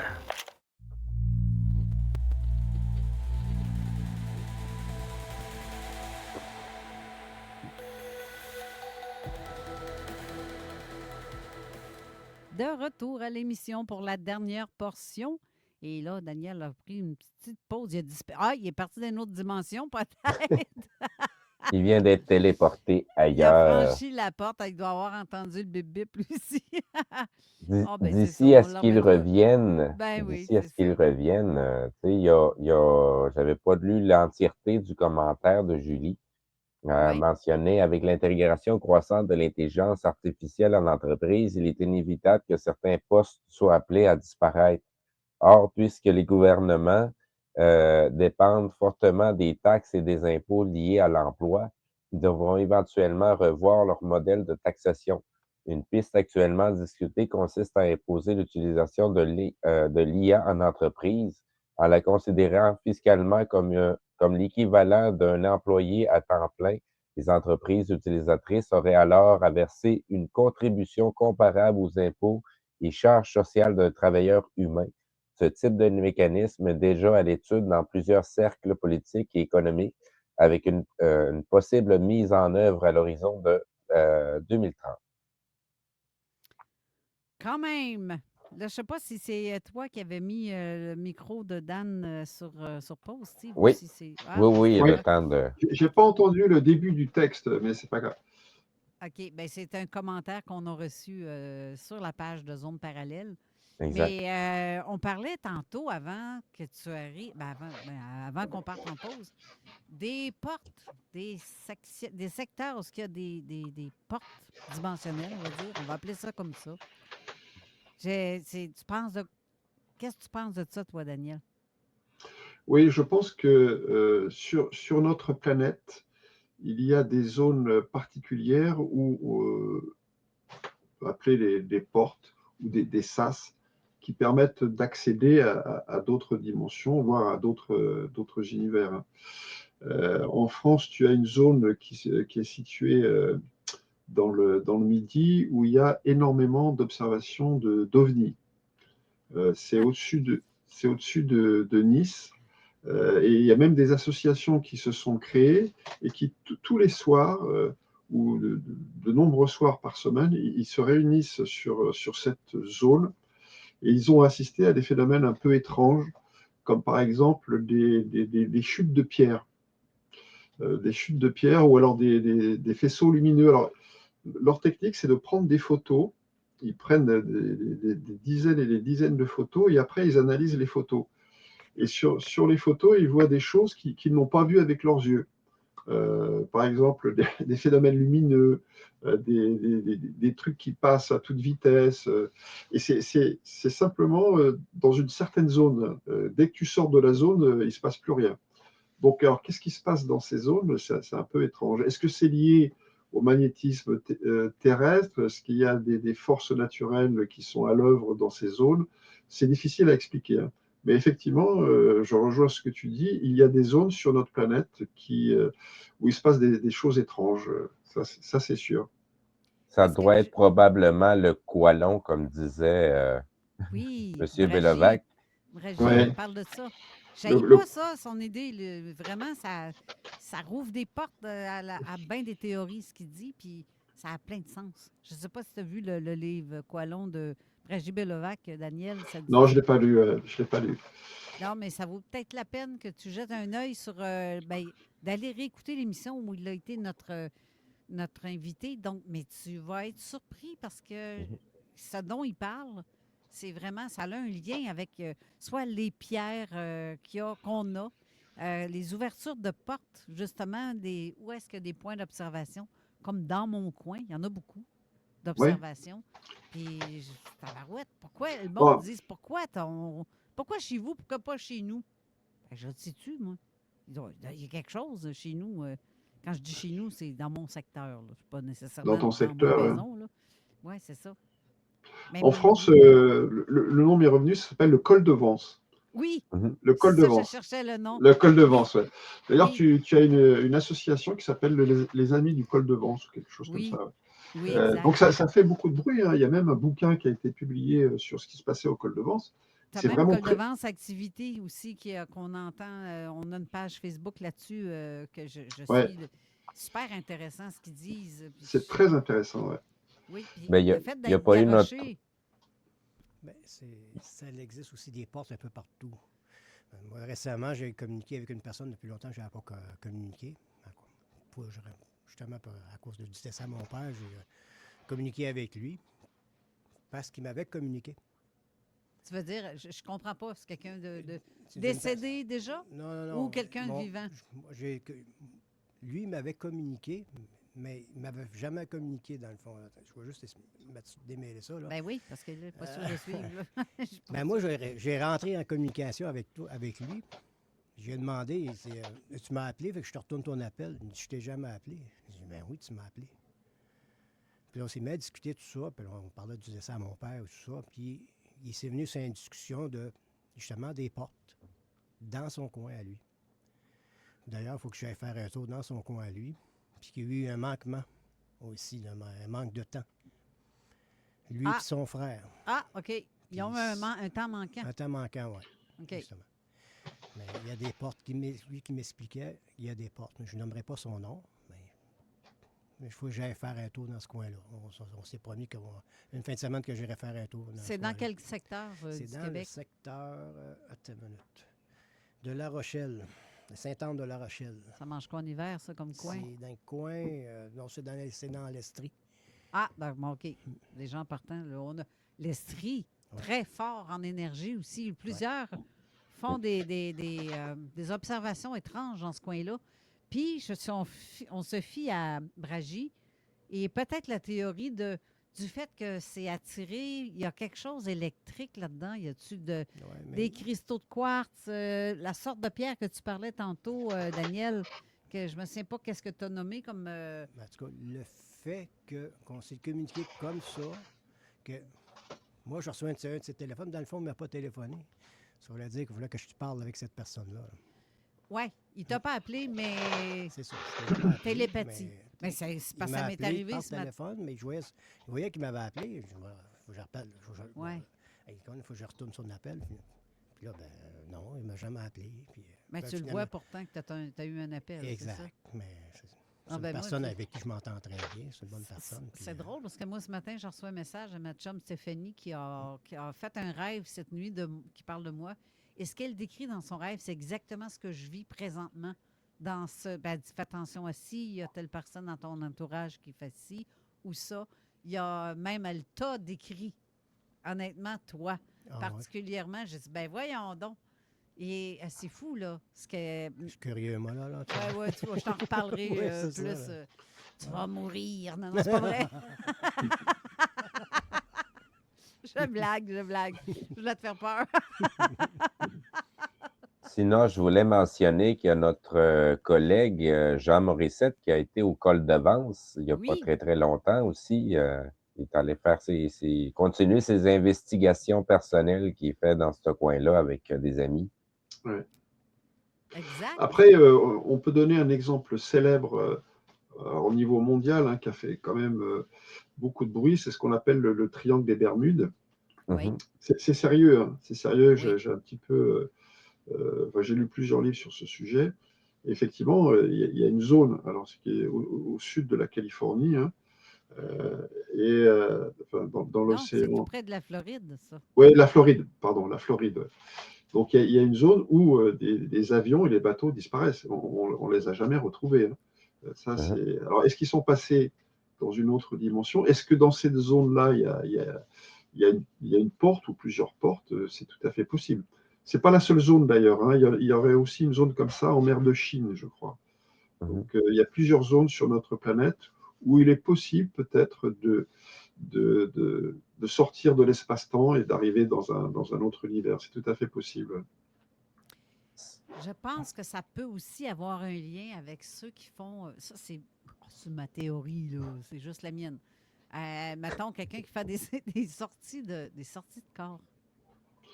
Que ce soit par voyage astral, soit par rêve, soit volontairement, consciemment, en plein jour, soit par... peu importe, là. Tu es capable d'aller te téléporter, on va dire, par la pensée à un endroit. Je me demande s'il n'y a pas ça dans ce secteur-là, des gens. Mais ce qui est drôle aussi, c'est que militairement parlant, où est-ce qu'il y a des choses étranges? Il y a des militaires. Je dis ça de même. C'est possible. En tout cas, nous autres, c'est fou, là. On a la base militaire de Valcartier, où il se passe des trucs. Tu as des affaires dans le coin de Saint-Jean-sur-Richelieu, où il se passe d'autres trucs, qui est tout près de l'Estrie, justement. Pourquoi ils sont là? En passant, la sécurité vient d'être renforcée à Valcartier. Oui. Il n'y a plus n'importe qui peut rentrer là comme avant, là. Oui, c'est vrai. Justement, Raymond Choquette en a parlé dans un de ses lives cette semaine. Et effectivement, il y a quelque chose d'étrange que je pense que ça peut avoir un lien avec les militaires. Ou est-ce qu'ils se sont installés dans ces secteurs-là parce qu'il y a des portes? Ou est-ce qu'ils se sont installés là et ont créé quelque chose? C'est là la question. C'est délicat. C'est vraiment délicat. Y a-t-il des bases militaires dans le coin de votre col de Vence pour le fun? Oui, il y a une base militaire. Comment elle s'appelle cette base? Qui est dans la région qu'on appelle le Verdon. Dans cette région-là. Alors, le col de Vence, c'est plus au sud. Il y a une grande base militaire où il y a des exercices militaires. Oui, effectivement, ouais. Est-ce qu'il y a un lien entre ces portes et les militaires? C'est tout à fait possible. Tu sais, ça me fait penser au film Stargate. Oui. Stargate, les militaires, les archéologues découvrent dans les sables d'Égypte une espèce de roue et ils s'aperçoivent que c'est un moyen de passer de l'époque moderne à l'époque des pharaons, une autre époque. Ouais. Et il paraît que cette idée de Stargate, on en a fait un film, on en a fait une série, reposerait sur des faits réels. C'est-à-dire que les militaires seraient peut-être en possession d'une machine permettant de passer d'un monde à un autre, d'un espace à un autre. C'est pas complètement de l'imagination, Stargate. Hein. Non, c'est prouvé apparemment en plus. De toute façon, que oui, il y a des portes dimensionnelles, ça existe. Mais est-ce que cette roue-là, comme dans Stargate, la série, où je me la tape là, de cet incite, j'écoute toutes les vieilles séries de Stargate. C'est passionnant, hein? C'est passionnant, Stargate. Oui, c'est passionnant. C'est passionnant. Oui, ça rappelle tellement. C'est Kevin Longo qui a justement interviewé quelqu'un qui dit travailler pour une base militaire en France, qui a des accès qu'elle ne peut pas parler, mais elle confirme que pour elle, ça fait des années qu'elle travaille là, mais je ne sais pas qui est-ce. On ne le sait pas parce qu'elle a été interviewée de façon cachée, son visage caché. C'est tout. Tu allais dire quoi, Steve? Ben en Europe, tu as aussi la plus grande porte qui existe, qu'on appelle le CERN, le collisionneur. Sinon, je voulais rappeler, dans les téléséries, c'est drôle, présentement, ma conjointe est en train d'écouter une télésérie de Netflix qui s'appelle Dark. Et dans cette télésérie-là, ben, il y a un groupe de personnes qui voyagent à travers le temps suffisamment pour créer une boucle temporelle. Et ce qui est bizarre, c'est que ces portails-là se sont créés suite à quelque chose lié au nucléaire. Et ça se passe dans une centrale nucléaire. On parlait tout à l'heure que certains data centers vont se greffer directement à une centrale nucléaire pour l'intelligence artificielle. Tu sais, est-ce que ça pourrait calculer des portails temporels et créer des genres de boucles? En tout cas, c'est l'idée fictive qui nous pousse dans cette télésérie-là. Mais c'est quand même intéressant. Là, comme...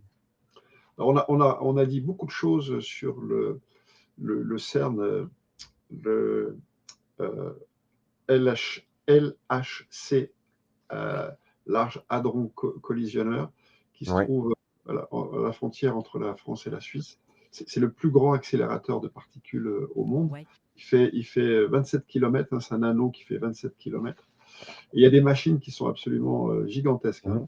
Tu as un détecteur. Et il cherche quoi avec le collisionneur exactement? Bonne question. Supposément, officiellement, les particules élémentaires. C'est ça. Ben, la particule de Dieu. Ce qui est drôle, c'est que dans cette télésérie-là Dark, il parle justement de la particule de Dieu.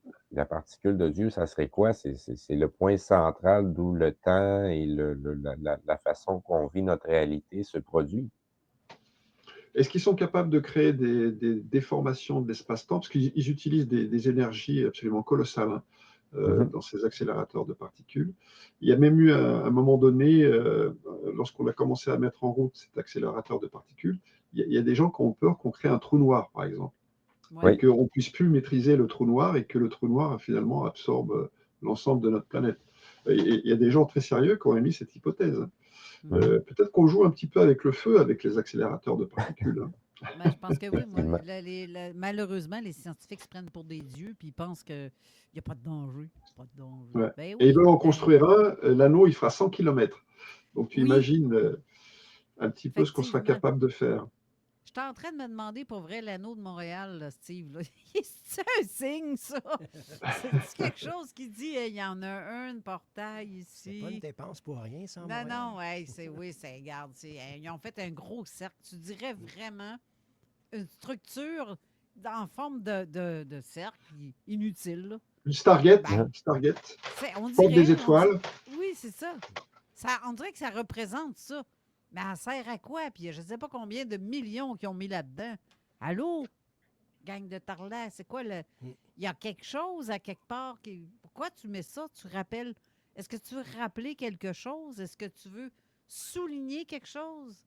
Oui. Tu te souviens, Steve, que tu parlais à un moment donné... Que ça, c'est intéressant, ça. Oui, tu sais qu'il y a les roues, là, tu sais, les roues comme des choses de cirque, là, où tu peux embarquer, puis tu as des manèges. Il y a tout le temps ça. Sur le bord de l'eau, à quelque part, comme à Montréal. Il y a eu ça à Lévis. Répète la raison du pourquoi. C'était des endroits qui allaient être ciblés potentiellement pour une destruction massive. Donc, c'était des indicateurs dans la grande pièce de théâtre qu'on nous prépare, parce que le scénario d'apocalypse, ça fait longtemps qu'on nous le pousse, là. Tu sais, dans des téléséries, dans des jeux, dans toutes sortes de façons. Puis, tu sais, au bout de la ligne, c'est juste une question de contrôle de population. C'est ça qu'on nous pousse réellement, là. Oui, c'est tout à fait possible. Il y aurait une étude à faire sur tous les monuments ou les édifices un petit peu étranges qu'on construit à droite, à gauche sur notre planète. À quoi servent réellement ces édifices? Il y aurait beaucoup de choses à dire. En France, il y a une grosse polémique, je ne sais pas si vous êtes... Tu sais, la fameuse pyramide qu'a fait construire François Mitterrand au Louvre. Ça a suscité pas mal de polémiques. Oui, En oui, plus, oui, en fait, par tu ses as trois dimensions pyramides. et... Tu as trois pyramides. Tu as une première pyramide qui est en surface, donc celle-ci, tout le monde la voit. Et à un certain endroit, tu as encore une pyramide en verre qui est à l'envers, c'est-à-dire qu'il y a un peu le reflet inversé de la première pyramide. Et tu as encore une toute petite pyramide en pierre qui vient compléter le dispositif. Donc on se demande pourquoi est-ce qu'ils ont fait ça, tu vois, en plein Paris, au milieu du Louvre. C'est pas pour répondre à une prophétie franc-maçonnique pour comment on appelle ça, l'Antéchrist, qui, selon certains complotistes, serait l'image qui est véhiculée par Macron. Ah oui, alors il y a beaucoup de vidéos qui circulent. Comme il disait, la bête de l'événement est là. Alors, ce qui est quand même assez étrange, je ne sais pas si vous vous souvenez, Emmanuel Macron a été élu en 2017, pour son premier discours qu'il a fait aux Français, il l'a fait devant la pyramide du Louvre, en verre, qui avait été édifiée par M. François Mitterrand, par le président François Mitterrand. Et il y a un moment donné, il y a une scène assez étrange où Emmanuel Macron lève les bras, et quand tu regardes, tu as la pyramide qui est comme ça, et les bras de Macron, ils forment un triangle qui est l'opposé de la... Oui. Et c'est le symbole un peu de ce qu'on appelle les Illuminati. Les Illuminati. Exact. J'ai l'impression que c'est une espèce de signature quelque part. Ben oui, c'est une pièce de théâtre qui nous est poussée. C'est une espèce de signature, ouais. Il faut... c'est une espèce de signe ou de symbole qui nous transmettent, ouais. Gabriel, tu allais dire quelque chose? C'est ça qu'on parlait de Montréal avec le cercle qu'ils ont initialement. Mais il n'y a pas juste ça. Quand tu rentres par le pont Champlain le soir, il y a un édifice qui est éclairé. Rouge, blanc et bleu. Ah, fait comme... Alors, un gros cercle. OK. Ah, mon Dieu, le monde doit se slacker là. Il y a la police, mais non, pas ça. Non, c'est sur un building. C'est un building à Montréal qui est comme ça. Ah ben. Symbole de Pepsi. Oui. Pepsi ou c'est même... comme une cible, dans le fond. Ouais, mais ce que je peux voir de cette structure-là, c'est comme une cible. Touche pas à ça, il y a quelque chose là-dedans. Ouais, c'est blanc au centre, puis c'est ça, OK. Encerclé. Mais Danger. Tu le vois du pont Champlain, tu le vois très, très bien. Oui. Hey, c'est tout. L'émission se termine là déjà, puis franchement... Oui, Steve, tu veux dire de quoi? Je vais te le laisser dire. Non, mais c'est plus en lien avec le sujet, mais je voulais juste rappeler que la vidéo va être disponible non pas dans 2 semaines, mais dans 1 semaine. Je ne sais pas si vous avez remarqué que je vous ai fait un beau petit cadeau. Les vidéos arrivent 1 semaine plus tard de l'émission. Donc, vous allez pouvoir... vidéo, ouais. Oui, exactement. Donc, dans la publication pour les podcasts, en bas complètement, je vous mets déjà le lien de la vidéo quand elle va être publique. Vous allez pouvoir la retrouver sur la publication des podcasts. Donc, c'est ça que je voulais souligner à travers. Il faut rester avec l'idée, par exemple, que la version podcast, nous, ça aide pour comptabiliser le nombre d'auditeurs qui nous écoutent. C'est juste pour le temps de Noël. C'est ça, mais c'est ça, oui, c'est ça.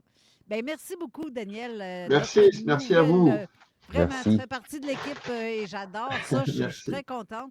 Puis, il va falloir que je t'envoie le logo de CJMD avec genre zone parallèle pour dire go, je suis chroniqueur. Je vous enverrai, alors, j'ai 3 livres là. Je peux en parler? Oui, parce que de toute façon, tu reviens, hein? Tu reviens en janvier. Hein? Voilà, j'ai celui sur la hiérarchie infernale et puis j'en ai un autre sur les Templiers. J'ai écrit un livre sur les Templiers aussi, donc on pourra parler et faire une émission sur les Templiers si vous voulez. Yes! Ça serait très intéressant. Oui, très intéressant. Yes. Merci à vous, en tout cas. Merci de ta collaboration précieuse, parce que j'adore ce que tu fais, ce que tu dis. On est vraiment dans le même sens, on va dans la même direction, je pense. On pense la même chose, pas compliqué. Tout à fait. Merci, Steve, et merci à vous tous et toutes, chers auditeurs et auditrices. Maintenant, Zone insolite. Oui, on laisse place à notre collègue animateur, Jeff Benoît, qui va nous parler de... Hey, merci pour la pub. Oui, tu vois, il y a la manière qu'on le voit, hein, son visage qui se multiplie. Donc, il est fractionné. Il est déjà parti, notre invité. Oui, Ah, il nous bon. a déjà quittés. Ben oui, ben merci beaucoup, Steve. Puis on se revoit la semaine prochaine pour une autre bonne émission pour les auditeurs et auditrices. Restez là pour l'émission de Jeff Benoît. Bye! Bye bye. CJMD 96.